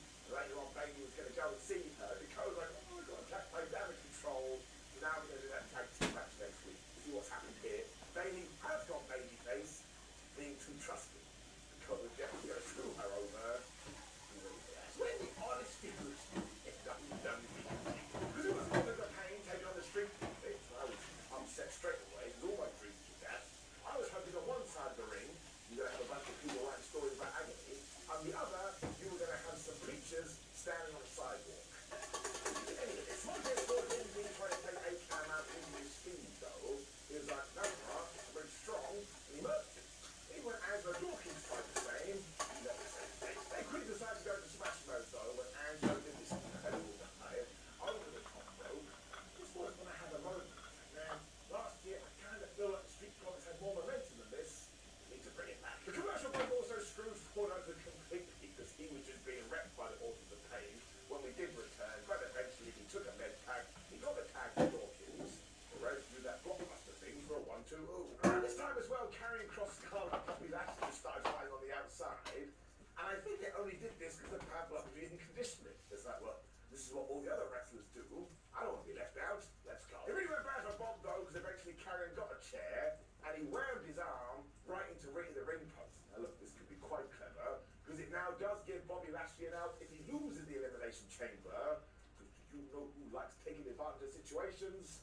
Drew McIntyre. It's also sent everybody crazy, too, so the AOP were able to hit that powerbomb finish they do and get the 1, 2, 3. Again, it was a distraction. Just felt a little bit. With that said, however, the match was super fun. I like that arm spot, if I do get it right, so it's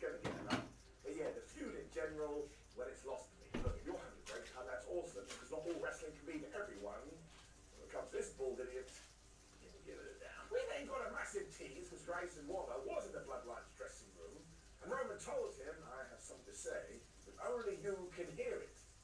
Which is when the camera cut off, and when you should have continued filming. So of course we're going to have to tune into the pay-per-view premium live event, which is happening right now. Look, I was able to figure it out. I'm an investigative journalist. I bet Roman said to Grayson, you know who threw the pie at Kevin Owens. Of course it's not that, but I bet it's one of two things. Either A, Roman Reigns has gone to Australia, because don't forget all this week Triple H has been like, listen, The Rock isn't here.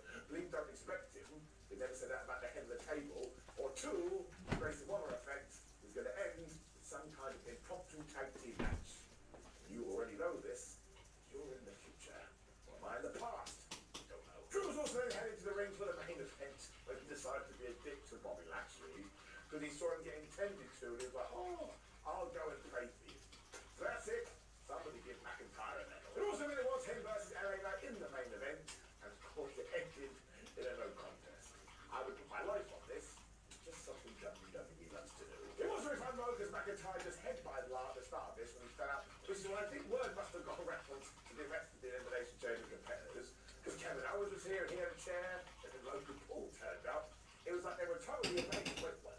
Two of the people in the chamber are having a match? Well, I better go. The major problem though, of course, is that KO did do some commentary, and when LA Knight and Drew McIntyre got too close, Drew grabbed Lar, he threw him into Kevin Owens, and Owens was like, thanks it, I'm mad, he attacked Drew. There wasn't no contest, but technically Drew McIntyre won, because the DQ would be in his favour. Logan Paul also made sure to get involved here when Bobby Lashley ran out, even though he does have a gammy arm. But Drew McIntyre was still able to smash some claymores, so he stood tall, and Randy Orton teleported down from the Starship Enterprise, out there out of nowhere, SmackDown done. Now that did kind of intrigue me a little bit, because it's not Drew going to win the thing, it would be Randy. Look, I know WWE have done this since 1,000 times before, but given they did have an event like 12 hours later, may as well just do it. I also thought at one point it was weird The Rock didn't appear in the backstage segment, because of course this SmackDown was filmed right after the one he was on. And then we got told he's going to be live on this Friday's show, so I can't get mad at that. So yes, the main event is going to get an up. SmackDown overall 2 is going to get an up. It's a little bit lackluster. They did the deal. Now we must end. So I've got to go watch that. Also click the video on the screen, which will be probably AEW ups and downs, even though you probably don't care about that, Brian. And how that's just how the way the world works. Like the video, share the video, and subscribe. Leave a comment. Watch some wrestling. Somebody calm down all of these shows. See you in about 8 hours.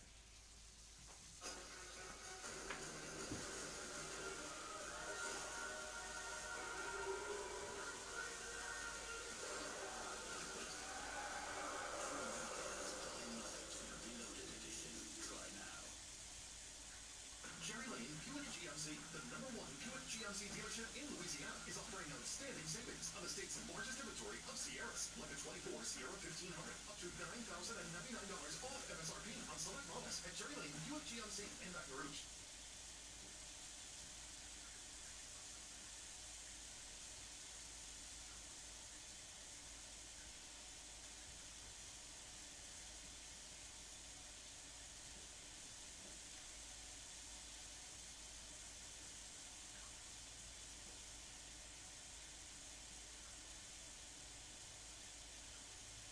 But I would love to see how the Coen brothers work, man.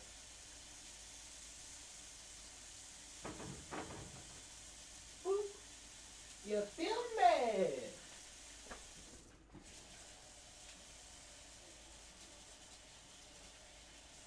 And to see if Ethan really is the wacky one, if he was the silly brother, you know, the class clown brother, man, because this seems like a movie where Joel was keeping him in check, kind of keeping him in balance. You know, once Joel wasn't around, he was like,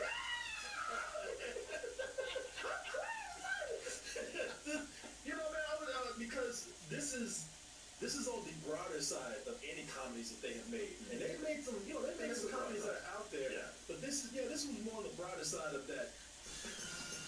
Do you wanna? Live is going to be in Los Angeles Saturday, April 27th at the El Porto Theater for a night of comedy, games, and after party. So get your tickets now by going over to dtmerch.com. Click that banner. It'll take you to x1entertainment.com. Also, get tickets over at DoubleToasted.com. Everybody loves the Coen Brothers. Everybody knows. I do. Yeah, what's her name? Joel and Jake. I was about to say Jake and Jake the Harry and Harry. Jake and Harry Cohen. Joel and Ethan Coen have made many classic movies together. They're one of those directing duos where they hardly have made a bad movie. Yeah. They've had maybe a couple of off days, but their filmography is amazing. And the number of movies that they put out there that have been considered to be classics now, it's just highly impressive, man. But what happens when one of them says, you know what, I'm gonna go solo? I want to do this one on my own. Yeah, I've been living under your shadow for long enough. I'm tired of you. I mean, little people know I'm the brains of this outfit. When my movie comes out, they will know. And now that's not the real story here. I'm sure these guys have worked on movies together for a long time with the ambition. All right, I want to go off and do my thing right here. Yeah. I can make a movie. And that's what you have right here. Ethan crack. One half of the Coen Brothers, decided to come out and make his own movie. And that movie is Driveway Dolls. Now, I don't know if these guys have actually made movies separately before. They probably have. Yeah. The Tragedy of Macbeth. I think that was just Joe. Just Joe. And that movie is highly acclaimed. Now, I guess Joe, you can say, all right, your turn. I'll show you what you got. Oh, all right. I'll show you how real movies made. But he says, but I ain't gonna do the same thing you did. Tragedy of Macbeth, man, that's serious shit. See, man, you were always a serious one. I'm the one everybody likes. I'm the funny guy. I'm the one that all the people love hanging around, not your serious ass. And we have a comedy here, Driveway Dolls. And with Driveway Dolls, we got two girls, Jamie and Marion. Jamie has broken up with another girlfriend. She just has a bad track record with dating. I don't even know what she tries. She's just horny. That's all it is. Okay. By the way, it's just old horny ass lesbian movie. like she is horny. She cannot keep a girl. Marion is the uptight one. And after You're always gonna have an uptight one. Yeah, James is a straight guy. I'm sorry, Marion's a straight guy. And Jamie, she's the fun-loving one. She's the funny one. And so Jamie says, well, my girlfriend is kicking me out. I don't know. Can't blame her. We're gonna go, and you're uptight. You could stay on a new beginning. We should go to Tallahassee and just reinvent our lesbian selves. And they do, but along the way, through just wacky hijinks, man, and misunderstandings and comedies of errors, they get a briefcase that does not belong to them. Of course, that briefcase is full of something that some criminals want. Of course. Yeah. This is not a student film, is it? Hey. Because it sounds like the premise of a student film. Ethan Coen was a student of film at one time. So technically, yes. So what we have here is a road trip movie? Oh, Mark, but you said you weren't there. Well, you were in the back of the theater the whole time. Okay. No, I was not. Wow, Mark, now why you gotta spoil things? Oh. Because I was just about to say, and then they embark on a wacky road trip. Stupid ass. Well, drive is in the title, so it sort of implies. Yeah, okay. They go on a wacky road trip where the criminals are chasing them down, and they meet a cast of crazy characters along the way. Oh, I did see this movie back in the 90s. Man, I'm gonna try to save a little surprise for this review. You put it out there.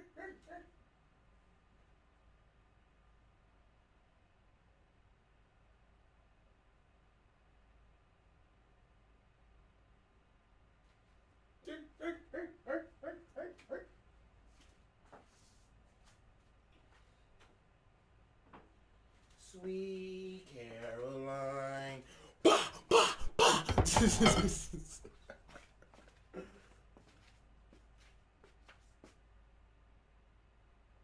Come on now, stop playing with me. You got 4 bars, bitch. You going slow still, man? Stop fucking playing with me, bro. Come on. Come on.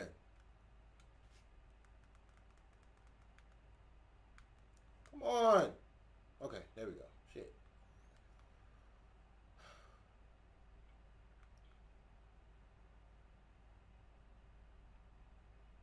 Fuck.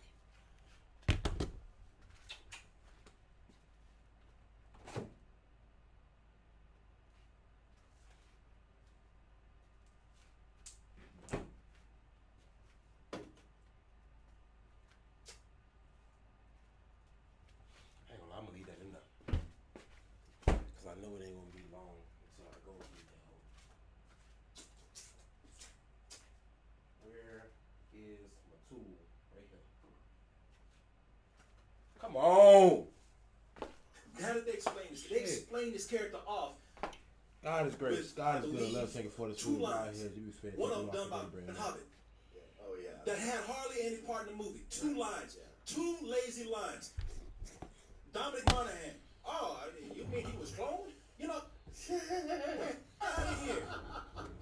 Are you serious?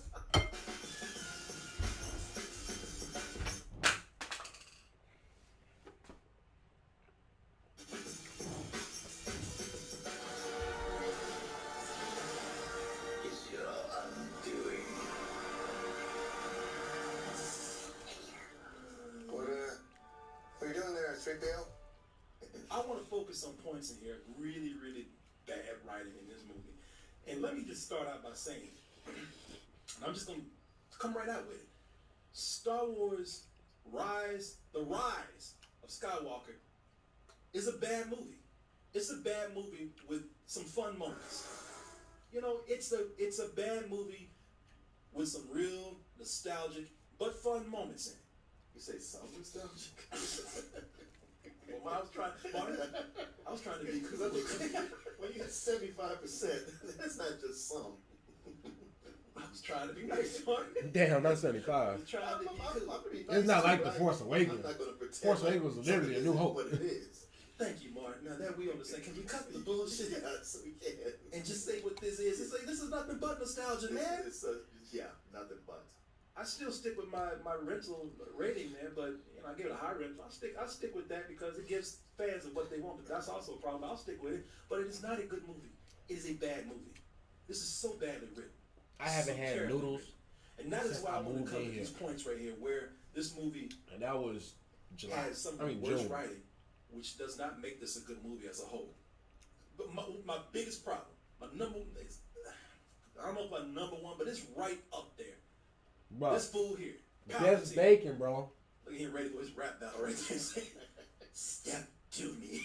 But this fool, Palpatine, and I said this in our review, Emperor. We know him as the Emperor. best Emperor bacon. Palpatine. I'll put money on I'm that. gonna call him by his full name. This fool right here was so badly introduced in this movie for several reasons, and even took a lot of people, for people who even love the callbacks, the throwbacks, the nostalgia, the fan service. Even that kind of caught them off guard. One of the trailers came out, and one of the clips came out for the film. Oh my God.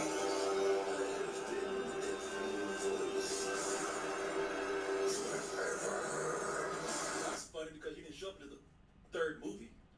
That is something, you know, you're every voice I've ever heard. I've been around since the beginning. Well, why the you just show up in the last movie? Because, and let's, again, as I told Mark, let's quit bullshitting. Y'all can justify this all you want to, but he's not there because of story. It's another character thrown in because he's there because he's a fan favorite. And for some reason, he connects everything back again, but that's fine if you want to do that, but it's not in a good way, I don't think. I mean, it could have been worse in as much as it was explained in a way where it's like, all right, not the cleverest, but what you're saying, it works. It makes a sense. So fine. Honestly, the Emperor to me is part of what the bigger overall problem with this is, and that is J.J. Abrams going in and going, man, what Rian Johnson did. I'm gonna give you guys what you want. Yeah. And it's like a good writer, a talented writer, wouldn't say, we're gonna erase all that. You go, all right, let me expand on this, but still bring it back, so that you include it. Because this whole thing of bringing the Emperor back was just to say, like, forget about Snoke. Bring you back the guy that we all like. Yeah. Instead of that. Yeah. It's That's like, stupid. no, man, you work with what you had. With Breaking Bad, those writers, every season, they'd write themselves into a corner without a real clue of how they're going to get out of it. But then they knew, hey, we got the whole summer or year or whatever to really work on this and make something that brings it all in so it feels organic. Yeah. No, and see, but that's my point. Where you say it was introduced enough, that's part of the problem. Somebody introduced the character because it's a fan favorite, and yes, I'm gonna be talking about this throughout my complaints, because he's trying to undo everything that Rian Johnson had done. Snoke was something I can guarantee you was going to be a character that was going to be replace the Emperor. Yeah. J.J. Abrams, if I I had an idea before this, you didn't listen to me, or you gonna do your own shit. All right. I'm just gonna clean house right here. I'm gonna throw this out. I'm gonna throw this out. Throw this shit out. This shit got to go. You know. Yeah, Rian Johnson comes back to find out all his shit out on the wall. Yeah. You bring this character back, that is a problem. You're trying to like just go and tear somebody else's film down, and so you're gonna sacrifice one of the biggest characters in Star Wars history and bring him back in a third film with a lazy explanation. It's lazy the way they explain this character. And it's terrible, terrible writing. How did they explain this? They explained this character off with, I believe, 2 lines. One of them done by Hobbit. Yeah. Oh, yeah. That had hardly any part in the movie. 2 lines. Yeah. 2 lazy lines. Dominic Monaghan. Oh, you mean he was cloned? You know, get out of here. Are you serious? You have a character that's not even a major part in the movie say a throwaway line explaining about how Emperor Palpatine came back. It's because you didn't have anything for that. That character was not a part of this. You wanted to bring this character back because he was a fan favorite, because J.J. Abrams loves nostalgia, because for this series you ain't got an original thought for it. You're being too careful with it. And because they didn't follow through, because yes, and I wish they had done something. Either keep Snoke or keep Palpatine. Because if that was your idea for the second movie, then you should have introduced him in the second movie. Listen, as far as I'm concerned, cloning is one of those really terrible explanations for saying no burn marks, that's why? What they bring when somebody dies and they want to bring the actor back. Oh, well, he had a twin. We know about all along. But with Star Wars, clones has always been a part of it. I mean, what in the movies? Clone Wars. They got something called Clone Wars. Attack of the Clones. That's a big thing for them. Palpatine, he used to jack off the clones and stuff. I mean, he had a hard on for clones. Yeah. They say that he perhaps cloned himself even when Darth Vader around, because he said, "I don't trust that motherfucker." So which makes sense. I have no problem with the cloning theory. Just that is something you cannot whip out at the last minute. All right. Well, plus, wait, he died looking like that. He cloned himself. He came back looking all dumped the exact same way. When he come back looking nude, I know, Martin, right? I know, Martin. I know it's nice, but it needs more wrinkles and burn marks. It makes no really not making any sense. Think about it. Shit, that's one of those things. Yeah, I don't know, and it doesn't. That's a great question. Like, if you're going to clone yourself, you come back as maybe 30 years old. You're at your peak of everything. Yeah, shit. You put some George Clooney DNA in there, some other. You pluck a hair from Han Solo and put that shit in the batter. And it doesn't make any sense, especially when you're introducing a new plot line into this. You know, when he's introduced, because those lines of dialogue are lazy. That's lazy writing. Oh, you mean he might have cloned? He's a Sith clone. That's lazy writing. You know it. And especially when you introduce a new plot line. When you introduce a new plot line with the character, talking about how he's raised grandfather. Seriously, that's that you're going to introduce that at the last minute too. You know, if you're going to rip off the other movies and not be that inspired, I'd rather you just go ahead and fully rip off Empire, and just in the second movie have Rey hanging on the edge of something, and Palpatine, take my hand, I'm your grandpappy. Have that. All right, now, I don't agree with J.J. Abrams and his whole thing. This is one time I could maybe forgive it, because he set Rey up in the first movie, in The Force Awakens, where like there's a mystery about who her parents are. Yeah. Could it be the Skywalkers, whatever? Because somehow she's very powerful with the Force. And then Rian Johnson comes in and you're like, yeah, your parents are nobody. Yeah. You don't even think about that.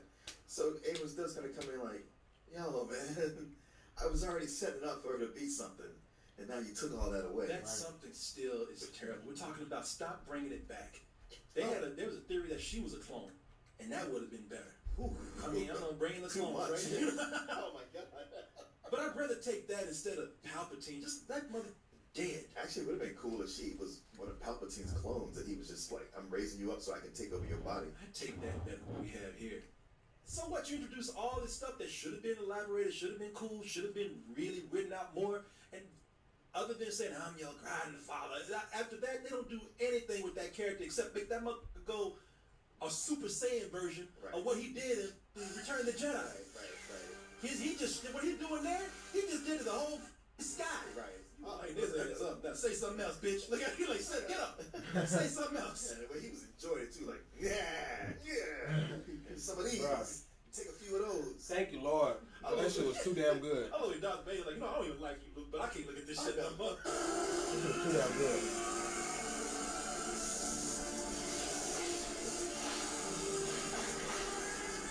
That motherfucker like trash.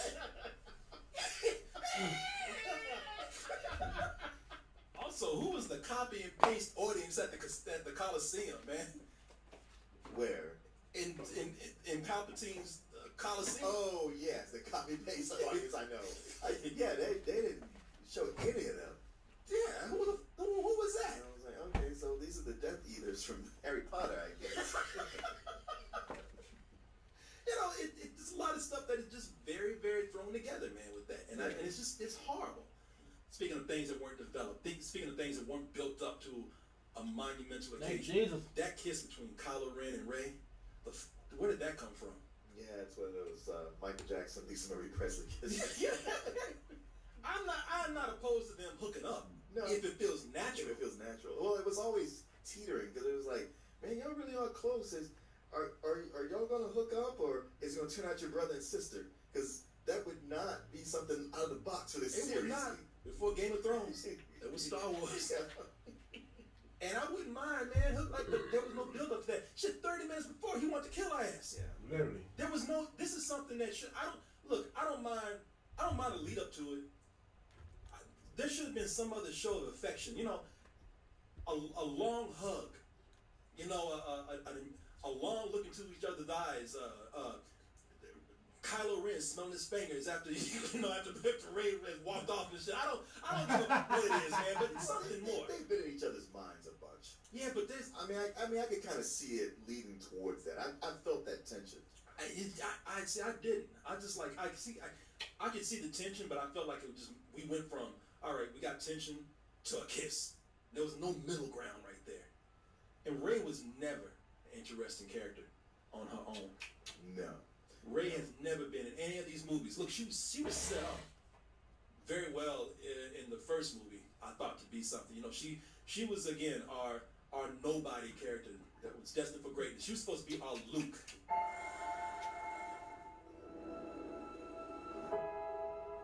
You know, the reason I don't let you follow up with this. The reason why I don't like her in this movie or any of the other movies because she has been only set up to present plot lines of characters. You know, she's there to present the Jedi that are still here. She's there to show that Luke is still around. She's Palpatine's grandfather. I mean, granddaughter. She's there for Leia. She's never there for herself. Even more so in this movie. Oh, definitely more so in this movie. And that's the thing. Like that. Her and Finn. I was interested in them plenty in The Force Awakens. You know, they were brand new. They came with a background, and then here they were relating to each other. You discovering what the nature of their relationship is going to be, and they're thrown into all this mess that we've known about all this time. So you're watching them react to it and get sucked into it. But since that point, they've made all these characters without personality. I'm sorry, man. They've taken all these characters which started out so strong. I love the relationship between Rey and Finn in the beginning. And then even when Poe came in, I was cool with that. But they just kind of, this movie was going in so many different directions. Yeah. They didn't have time to concentrate on these characters. They really did. Another example. They say the aches and pains are enough, but it's all down. Yeah, they fucked up Star Wars. I'm just getting started. But I still like the sequel series. Really bad writing is introducing it's cheap ways of manipulating the audience by getting rid of and then reintroducing characters with no real emotional stake at all. Think about how many people died or disappeared and came back.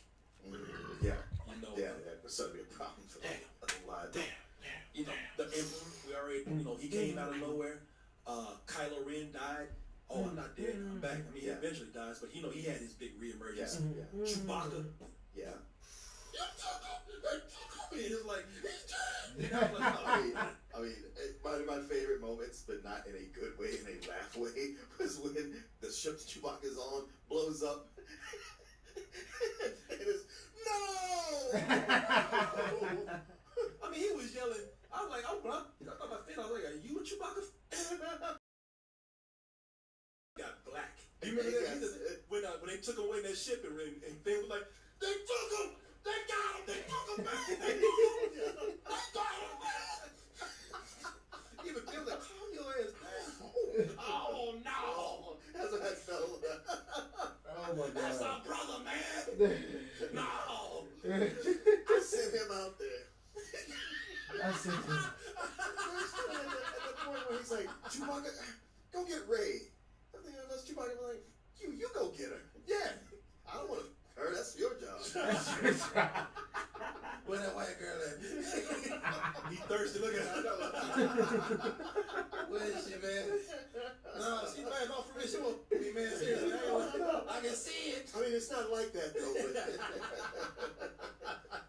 It's just manipulative. The worst for me, I already talked about it in the review. The worst for me was this dude.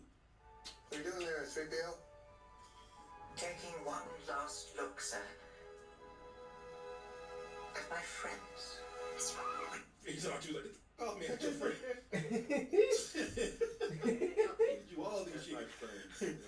Everybody hates you. And that, And by everybody, I only just mean the cast of characters. Oh, it is. Yes. Because when he shows up, I'm like, oh no, who let him in? I know, I had it ever since I found out. fucking fortune cook I had since the beginning of the month. But it would have been really maybe last for month. me to see his ass go. Yeah.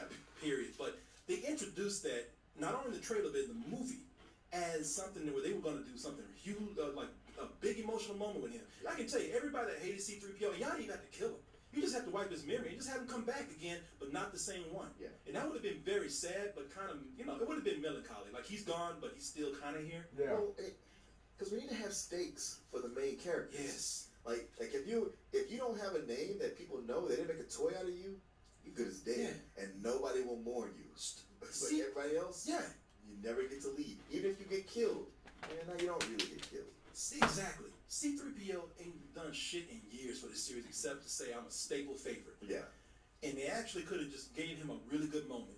The C-3PO that we know is gone. Yeah. The shell is still here, will have a different personality, but the one we know is gone. And we really could have made that an emotional moment for a character that did nothing for a long time, and finally we feel something for him. Right. But what do they do afterwards? They immediately make it a comedy. Yep. Right after it's done. Jesus, man. I can tell you, Lando was another one. Lando was another one that came in and was just kind of fan service. They didn't do anything with that character. He did more than most. I'll give you that. Yeah. And so that wouldn't bother me as much. But I was just like, really? Could the movie have worked without him? Oh, yeah, exactly. Totally. There's other major reveals. Going on to other bad moments of writing here. There are other major reveals in this movie, which are really not major reveals. They're just a I knew that shit. plot device to get people out of trouble. Armitage Hux, Donald Gleason. Y'all remember that moment? If you saw the movie, remember the moment like, what is it? You know, they had Finn and Poe ready to be shot, and all behind you, and you kind of knew it was gonna happen. And Right. This dude's back here, and they're like, he shot all the bad guys. Wait a minute, you're a bad guy. Well, why'd you do that? And we knew what there was gonna be. Oh well, because I'm the spy. You know? And I don't. And they asked, well, why would you betray? Why would you betray the New Order? It's like, oh, I don't like you, but I really hate that Kylo Ren. It's like, man, that's the excuse. Now we find out how much they hate. That was never built up. I mean, It kind of was. it made sense in as much as how their relationship had gone in the previous movies, but it sucks that it was done in such a twirl the mustache, vaudeville kind of way. Yeah. Because like, man, you got this actor here. This is actually kind of a big thing. Yep. Where he could stick around and work things from behind the scenes, or I just realized something. I'm just sounding like a broken record every time I talk about how they could have developed a character. That's the problem. They could have. Yeah. That is my point. All right, Scott. Knock it over. Man, your phone is a fan. Get out of here. I like it. Leave it alone. Nah, man. That's my point. If they had another movie to develop the stuff in instead of throwing it in. Yeah. Instead, he was there just to help some guys get away. Yeah. Because that's what we need. You don't pull this character out at the last minute. And by the way, he was killed after he was revealed to be a spy. Yeah, right, I wouldn't have minded. Look, it was a bad way to put that information out there. But I wouldn't have minded it if they followed through with it. Yeah, kept it around for a while. But because it's the last movie, we need to get rid of him. I mean, they might as well give that mother cape. I was a spy.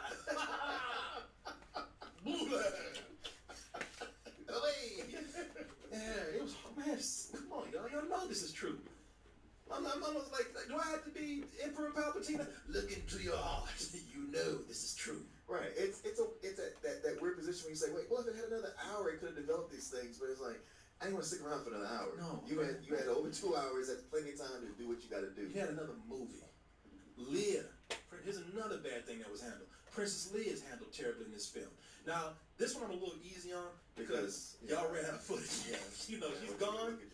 What could you do? Well, again, you could have done something better than what we have here. Because when they extended her scenes with the CGI Leia, that did not work out so old fish eyes? Yeah. Yeah. Hey, Luke, you all right? Oh my God. She had big ass. Did y'all catch that when the CG version they had the flashback when that hood came up and her eyes looked like a video game character? She didn't blink. The pupils didn't move. Either that was a bad CG job or she was on some make.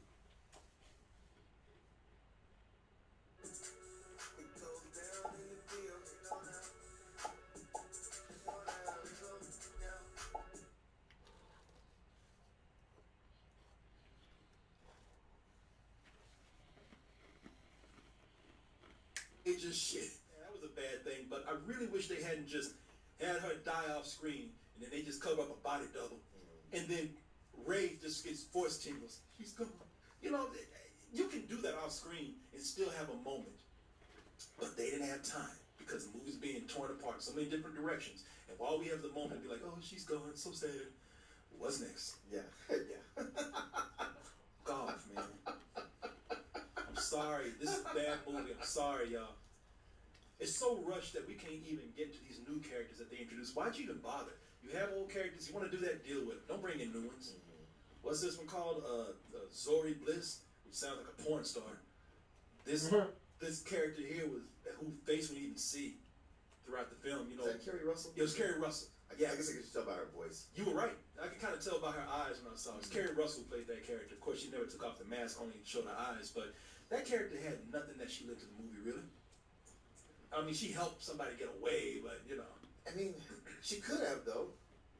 Because she hinted at, oh, something with Poe's past. Wait, we can find out some things about Poe that'll make him interesting, finally. Yeah.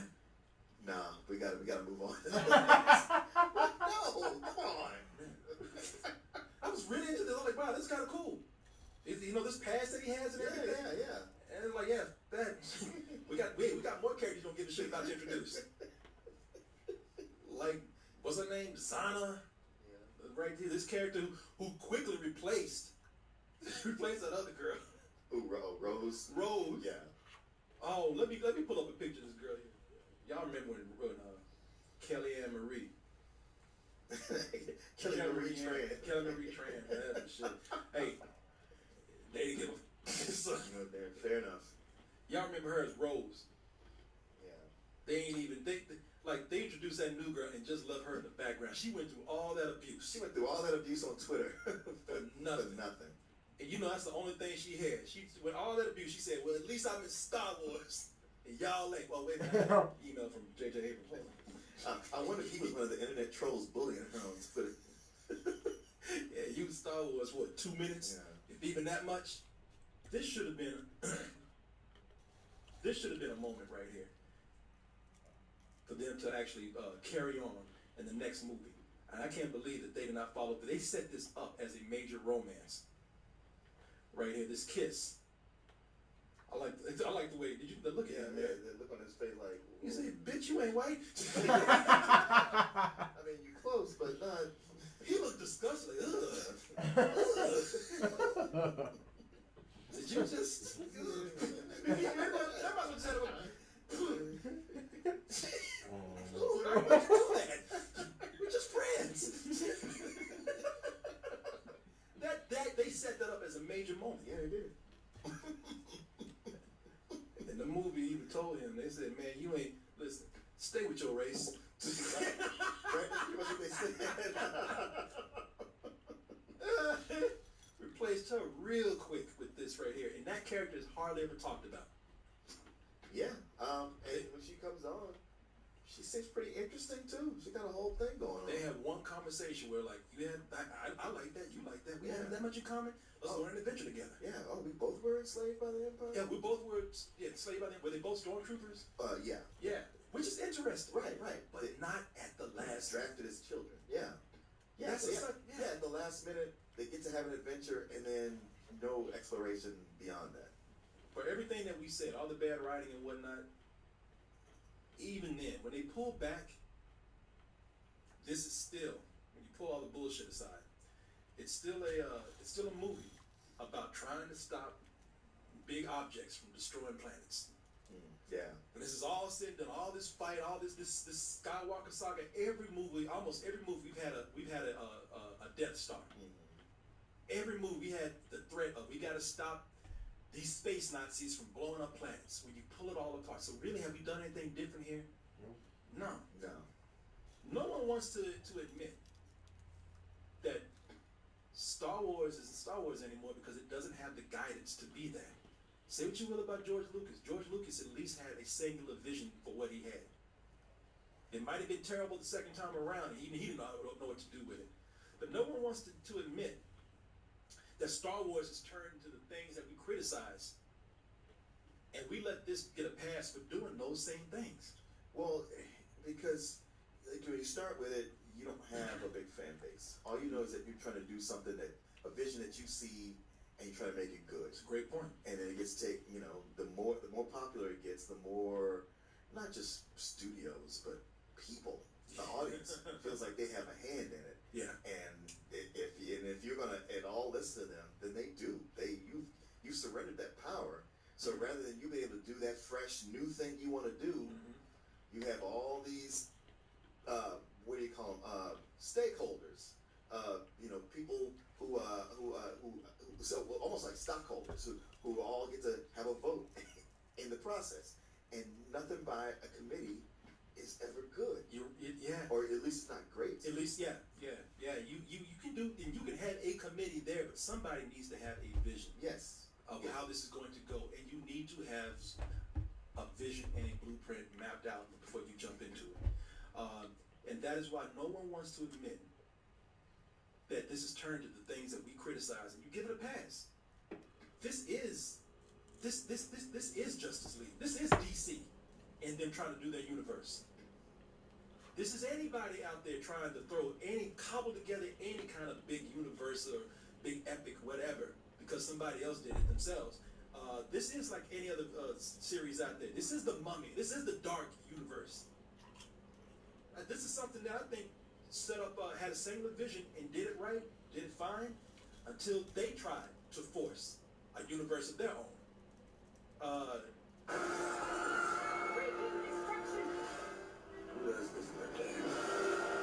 That's Fantastic Beasts and Where to Find Them. That is Harry Potter, who did something over years. They had a book series, kept to a singular vision, made a great series of movies. And now, once they tried to force it, first time. Yeah, exactly. Now we need you to we need you to make more, like right now.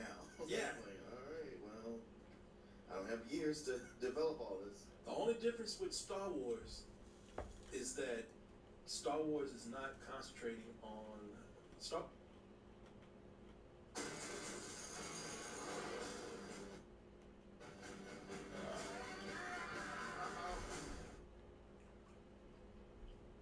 Always not concentrating on the universe. It's always with this. We always have to make a trilogy. Everything has to make a trilogy. We brought in the Game of Thrones guys for a trilogy. George Lucas made his trilogy. We have the Skywalker trilogy. They're trying to, they rumors of the Ryan Johnson trilogy. Everything has to be a trilogy. Just because it's not a universe doesn't mean it's wrong. They if it's forced, it's forced. Yeah. Giving this a pass has hurt it. Fans are to blame more than corporate. And I'm not sitting up here like hating on fans or anything, but I'm gonna tell you, man, if you want my honest opinion, why this is not what it used to be, why it's empty, and I'm sorry, it is. This has no soul anymore. Fans are to blame more than corporate. Corporate's gonna do whatever it takes to make money. And if the fans are buying it, accepting it, and giving it a pass, then they're gonna keep doing it. One more. I'm not a dedicated fan anymore. That's not to say that I won't like the things that are good. From Star Wars, I'm gonna see just like any other product. Exactly. That's what I've been saying for years, but people were going nuts over it. Yeah. I was like, man, this is kind of proving itself to just be just like any other franchise. And we all want it. We all want to have something. You know, hey, you get together, you're going to see the new Star Wars movie. You guys see it? Oh yeah. We're in a theater full of people who are all loving it. And everybody wants to repeat that. And you know, it's got to meet you halfway. It really does. Hey, but you have to allow it. You can't keep demanding the same things. And it looks like the only way you're going to get something that's different is when it flies under the radar. It's a product that's ruined by people like this. Because it's Star Wars. Yes, I only have. I would say that I haven't given up on it in as much as this ends the Skywalker chapter. Yeah. All right, so we've put this to bed. Yeah, exactly. We really have. I feel the same way. I haven't given up on Star Wars, but I'm just not like, oh man, I'm a ride or die Star Wars fan. It's just like any other thing out there right now. It is. And I'm really ready to give it up to the, it's not, the diehard fans are the ones that have it. I'm not mad at anybody, but, I understand that it's beyond anybody now. The fans are going to like what they like. Exactly. I don't This think some psychopath shit. The way you let Eating this kind of acorn slide pop and it is, and just with a being your chop. total allegiance as a fan and a cult member of Star Wars to let it go to where it is right now.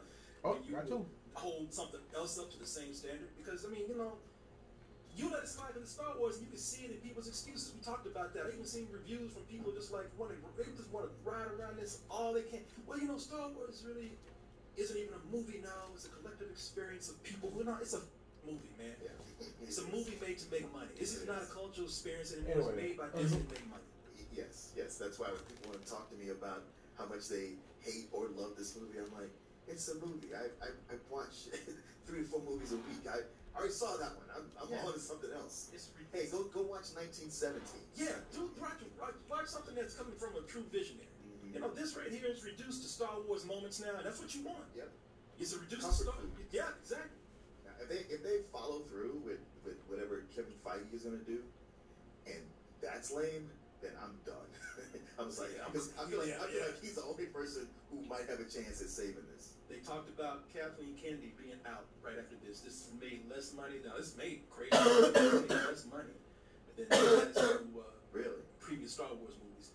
Yeah, it's still a shitload of money, but it didn't even reach 200,000. 200 million this weekend. And there's news that, I don't know how true it is, these are rumors, but they've been talking about this for the longest time. Kathleen Kennedy, who's been overseeing Star Wars for the last few years, who's responsible for also rushing out spin-offs and side projects. She is not Kevin Feige. This is a property to her. This is not a story. Kevin Feige works with Marvel because those are stories to him. And it doesn't work if these things don't work together. Kathleen Kennedy only is doing these movies right now because they have to do something because they bought it. Right. And it shows, y'all. It shows. And and more than likely she got that position and she was told, all right, we spent a lot of money on this, so you better get out there and figure out a way to put this thing all right, well, if they make this much money, we'll just do one every year. How about that? Yeah, they're doing the Marvel thing too. And again, that's what I'm saying. Even they're trying to copy their own model in-house. But the thing about Marvel's thing is that it's not like they put out an Avengers movie every year. Yeah. They focus on all these different characters, so it's always something different that then later comes together. Yeah. And Star Wars always sees the same people every time. Same people. God, Chewbacca, please you quit following me. Quit following me. I challenge you to ask yourself about this and be honest and say, is this really that good? Is a Star Wars moment, does that really equate to a good movie? There's so many bad things in this, and that's why I say it. You have it, but I think what you have is a far inferior product. But yeah, I don't want to sit through the 2+ hours every year, but I almost wish J.J. Abrams and Ryan Johnson could go back and forth on making these, so they just be like diss tracks.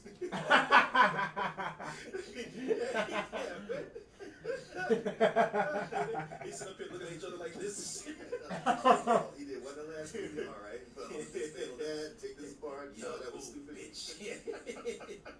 Step up. I tell people saying Martin was my partner for years. We did double toasted for a long time where you can find DJ. I knew it. That dropped it coming. I was like, here it comes. Martin is buried in that classic black kid. Like, look. There you go. Bury me in the classic black kid. Martin, before you die, I'm gonna see we get that stew cup. There you go. The stew cup. Louisiana style, where I'm sitting in a chair with a microphone and a cup with some dark shades on. It ain't that goddamn funny.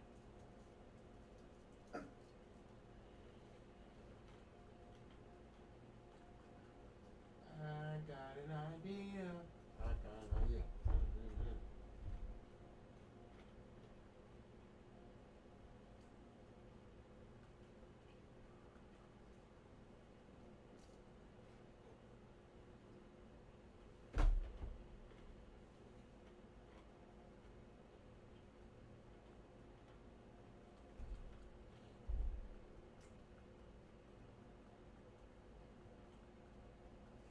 See if I can find some of that from what I already watched.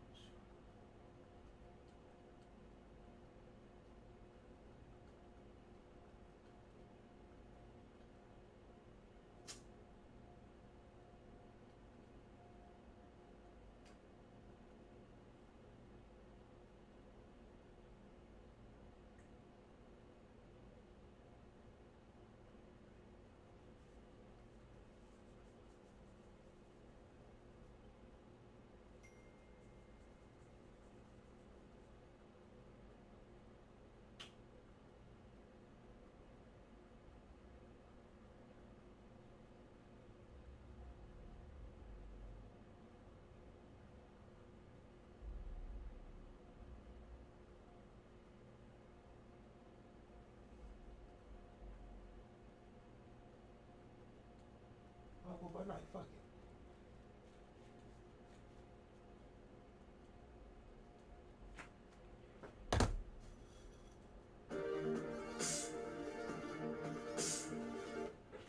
Welcome to the Kill Count, where we tally up the victims in all our favorite horror media.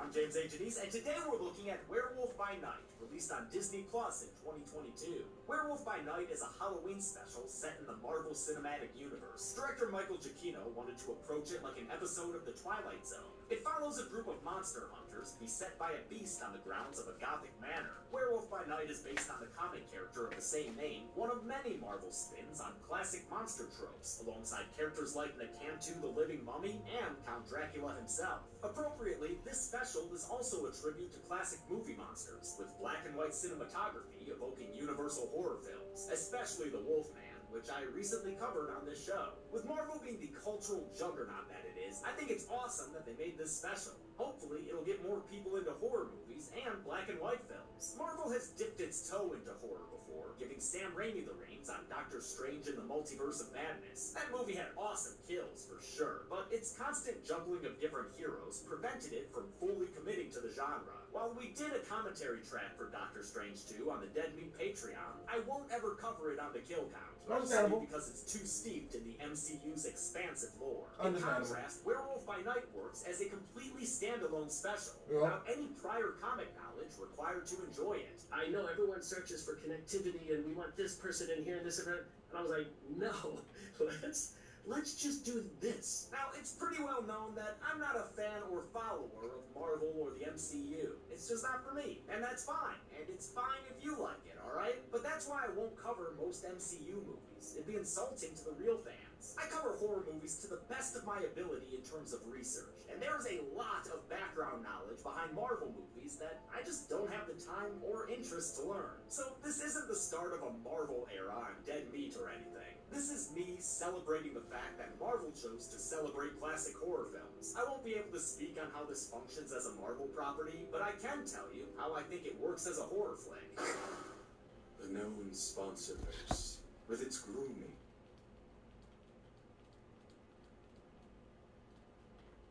Should have stuck around, because if he wants violence, we've got it. Now let's see how many kills a werewolf can pull off under Marvel's super... Violence in here. That's it, I'm out. Huh, guy should have stuck around, because if he wants violence, we've got it. Now let's see how many kills a werewolf can pull off under Marvel's supervision.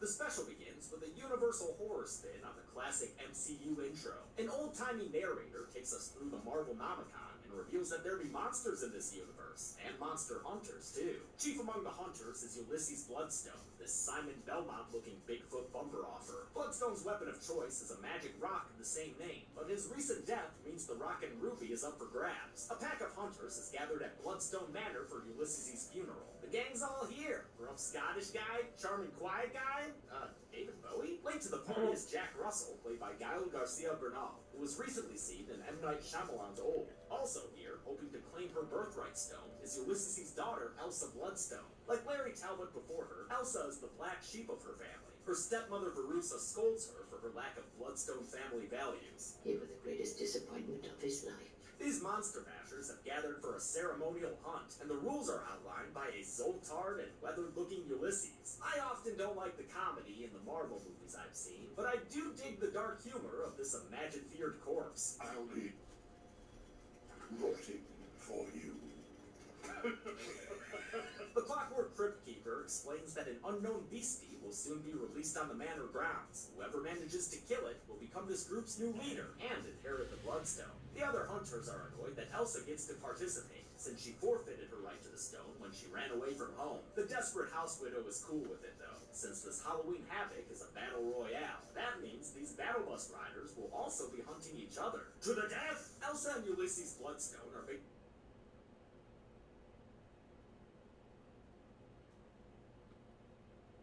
This nigga got the shit in his chest. Like what? Like what?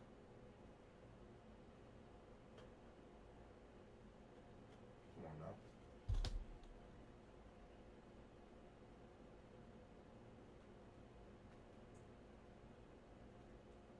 Oh, the desperate house widow is cool with it, though, since this Halloween Havoc is a battle royale. That means these battle bus riders will also be hunting each other. To the death! Elsa and Ulysses Bloodstone are based on Marvel Comics characters of the same name. Ulysses first appeared in 1975 as an immortal monster hunter who had a fragment of the Bloodstone embedded in his chest, Tony Stark style. His daughter would appear in 2001, riding on the coattails of fellow teenage monsters.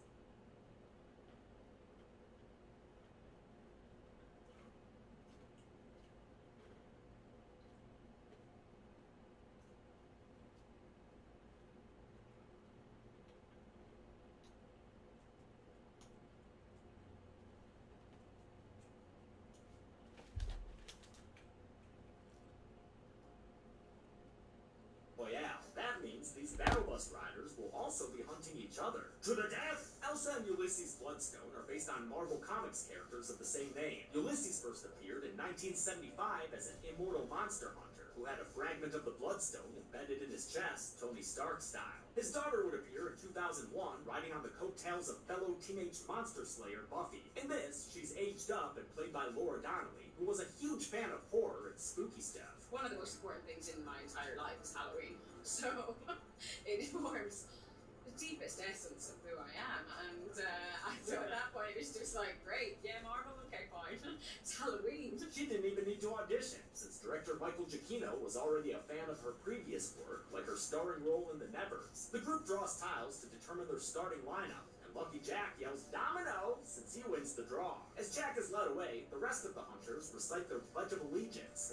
Son and creed, for those whose boards are laid, to rid this. That's crazy. That's why that person we had to audition. That flaming tuba player is David Silverman, an animator, producer, and director who's widely credited with creating the look of the freaking Simpsons. Silverman actually owns that tuba in real life and plays it during annual outings to Burning Man. As the tuba doof warrior plays more sounds from the Inception trailer. Jack enters the hunting grounds, this concrete paintball arena that would make Jareth proud. The other participants soon follow, no doubt eager to kill each other, but when Jack runs into Elsa, he suggests they pass each other by. Unfortunately, scary Scotsman Jovan has other plans. He tries to land a hatchet blow before the two can bury it. Jovan is played by Kirk R. Hatcher, who's worked as a writer and director on several Muppets projects. He also had a cameo in Spider-Man Homecoming, apparently reprising a role he had in Star Trek 4. Despite some head trauma, Elsa manages to disarm Jovan and escape with his axe. She's not safe for long, though, since she's soon attacked by someone with an awesome wrist-mounted Nerf shooter thing. Oh, and it's gone.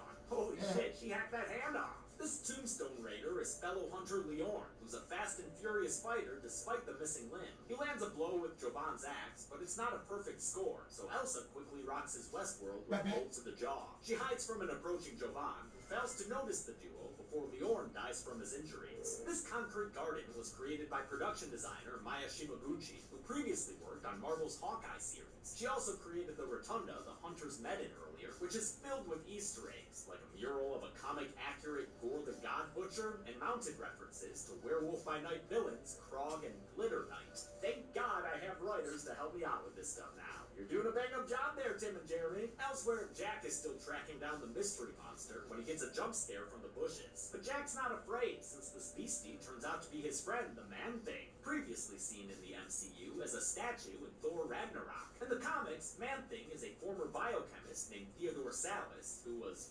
fused with the Florida Everglades during a botched super soldier experiment? Sure, okay. Man-Thing originally appeared in the first and only issue of Marvel's Savage Tales, based on a pitch by Stan Lee and a story by comic writers Roy Thomas and Jerry Conway. A second story was written by Conway's then roommate Len Wein, the man who would go on to create DC's Swamp Thing. According to Thomas, the similarities did not go unnoticed by Marvel, but the characters were ultimately different enough that the company didn't pursue legal action. Man-Thing is hot and bothered by the Bloodstone, which has been stuck to his back as part of the hunt. Jack intends on breaking his buddy out with an explosive, but is forced to flee when he's chased by fellow hunter Azrael. He escapes the towering tigress and takes refuge inside a mausoleum, where Elsa is trying to patch up her leg wound. Jack gains her trust with the tying of a tourniquet, and the two bond over their family drama. All families have something in common. They follow us.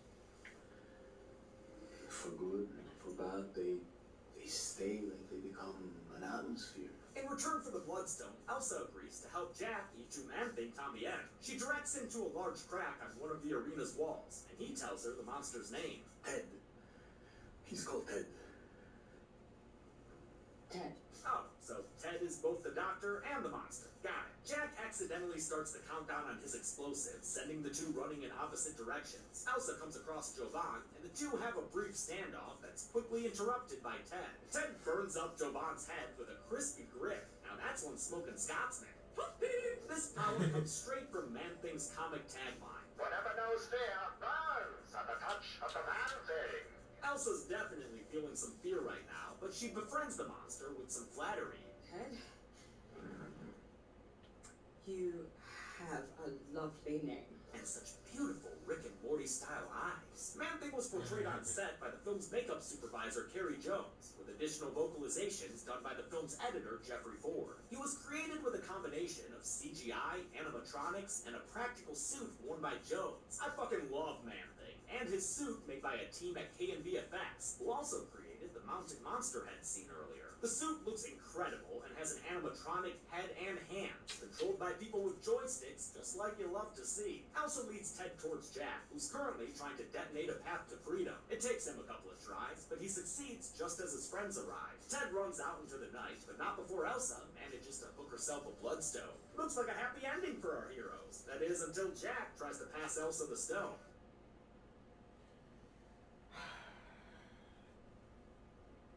This nigga knew he was a werewolf.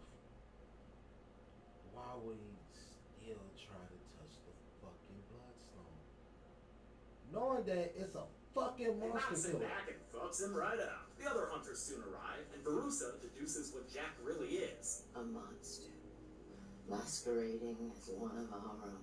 She taunts the fallen Jack. I can't wait to find out what breed of evil you are. And the pair are knocked out with some cattle prods by Verussa's henchmen. Oof, That's got a cigarette burn. Jack wakes up from his science of sleep studies inside a big birdcage with Elsa. If his canine name or mannerisms didn't give it away, Jack Russell is the titular werewolf by night, forced to transform every full moon. Jack's got a pretty good handle on it, though. He locks himself away to avoid hurting innocents and keeps careful track of moon phases in his lunar cycle diaries. The next full moon is in 5 days.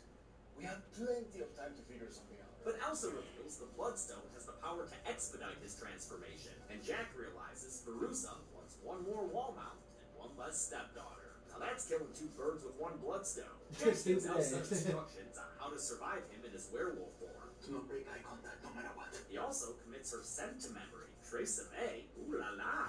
He begs Verussa for mercy, but judging by that runny mascara, she is officially off the rails. You wanna see this, darling? Harriet Sansom is having a fucking ball in this role. Verussa starts up some legendary chanting, and the resulting rock magic signals our flashing light warning chime and casts the room in Frankenstein lightning. We see Jack's transformation in shadows, cast behind a close-up of Elsa's unwavering eye contact.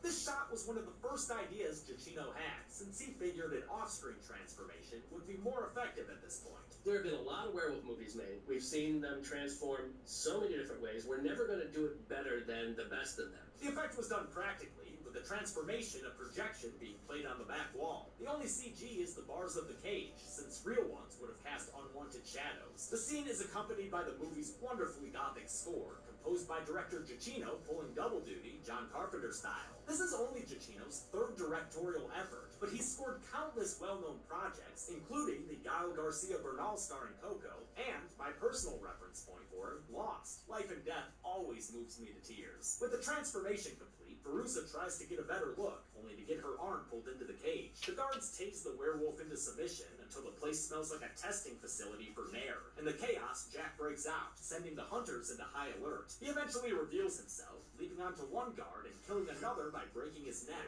Electrical flashes give us a glimpse of Jack's final werewolf form. Giacchino wanted to see Bernal's face, so they took a cue from Jack Pierce's designs for Werewolf of London and the Wolfman.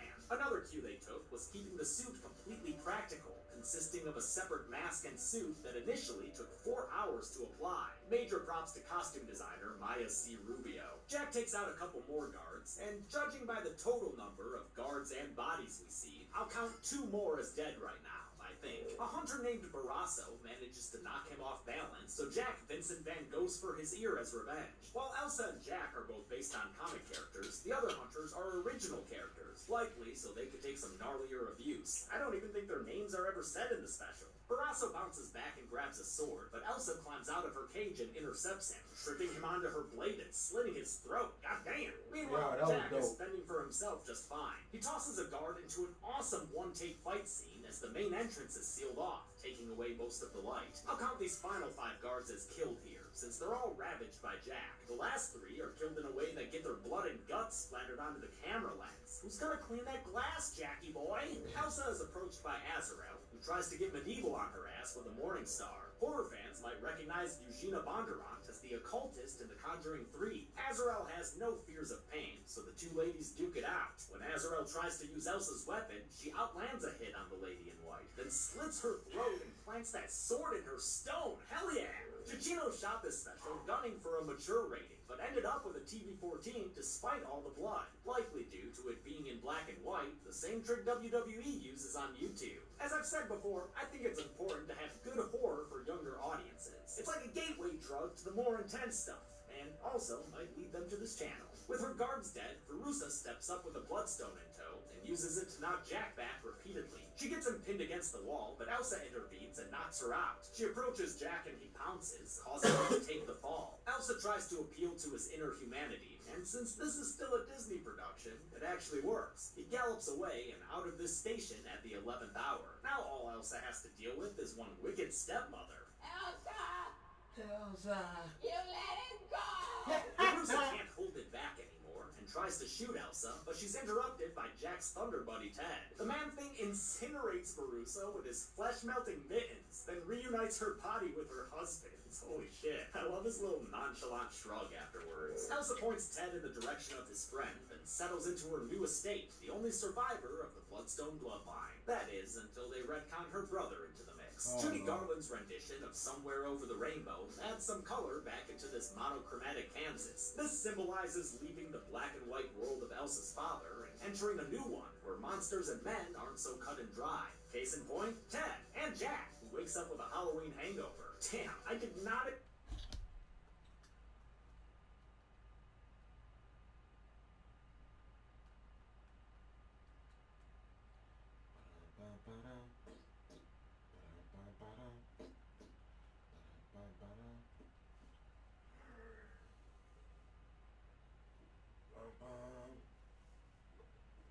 Damn, I did not expect Ted to look this good in full color. Amazing. Ted gives Jack some Morning Joe and confirms that Elsa survived the night's events. They make dinner plans for sushi, and the special ends by telling you it's the end. How many people got blown out of the MCU canon? Let's find out and get to the numbers. Oh, Jackie Jack!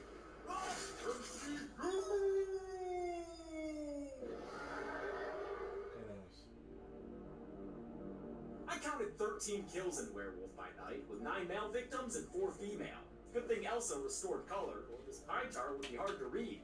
As far as killers go, Ted the Man-Thing toasted up 2 victims, Elsa sliced her way through 3, and Jack Russell wolferized the remaining 8, who were all guards. With a runtime of 53 minutes, that left us with a kill on average just over every 4 minutes. I'll give the Golden Chainsaw for coolest kill to Verussa. It's a perfectly over-the-top send-off to a perfectly over-the-top villain. No Machete for Lena's kill will go to the rando guards, who I guess got killed when Jack was batting them around. And that's it. Werewolf by Night came out earlier this month, and I'd be down with seeing more horror in the MCU.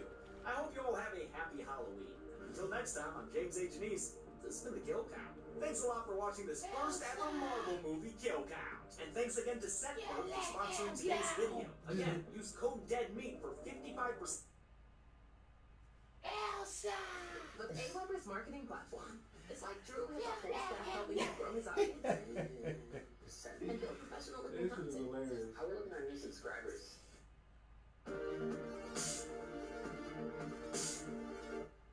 Welcome to The Kill Count, where we tally up the victims in all our favorite horror movies. I'm James H. Janice, and today we're looking at Shaun of the Dead, a British zombie comedy released in 2004.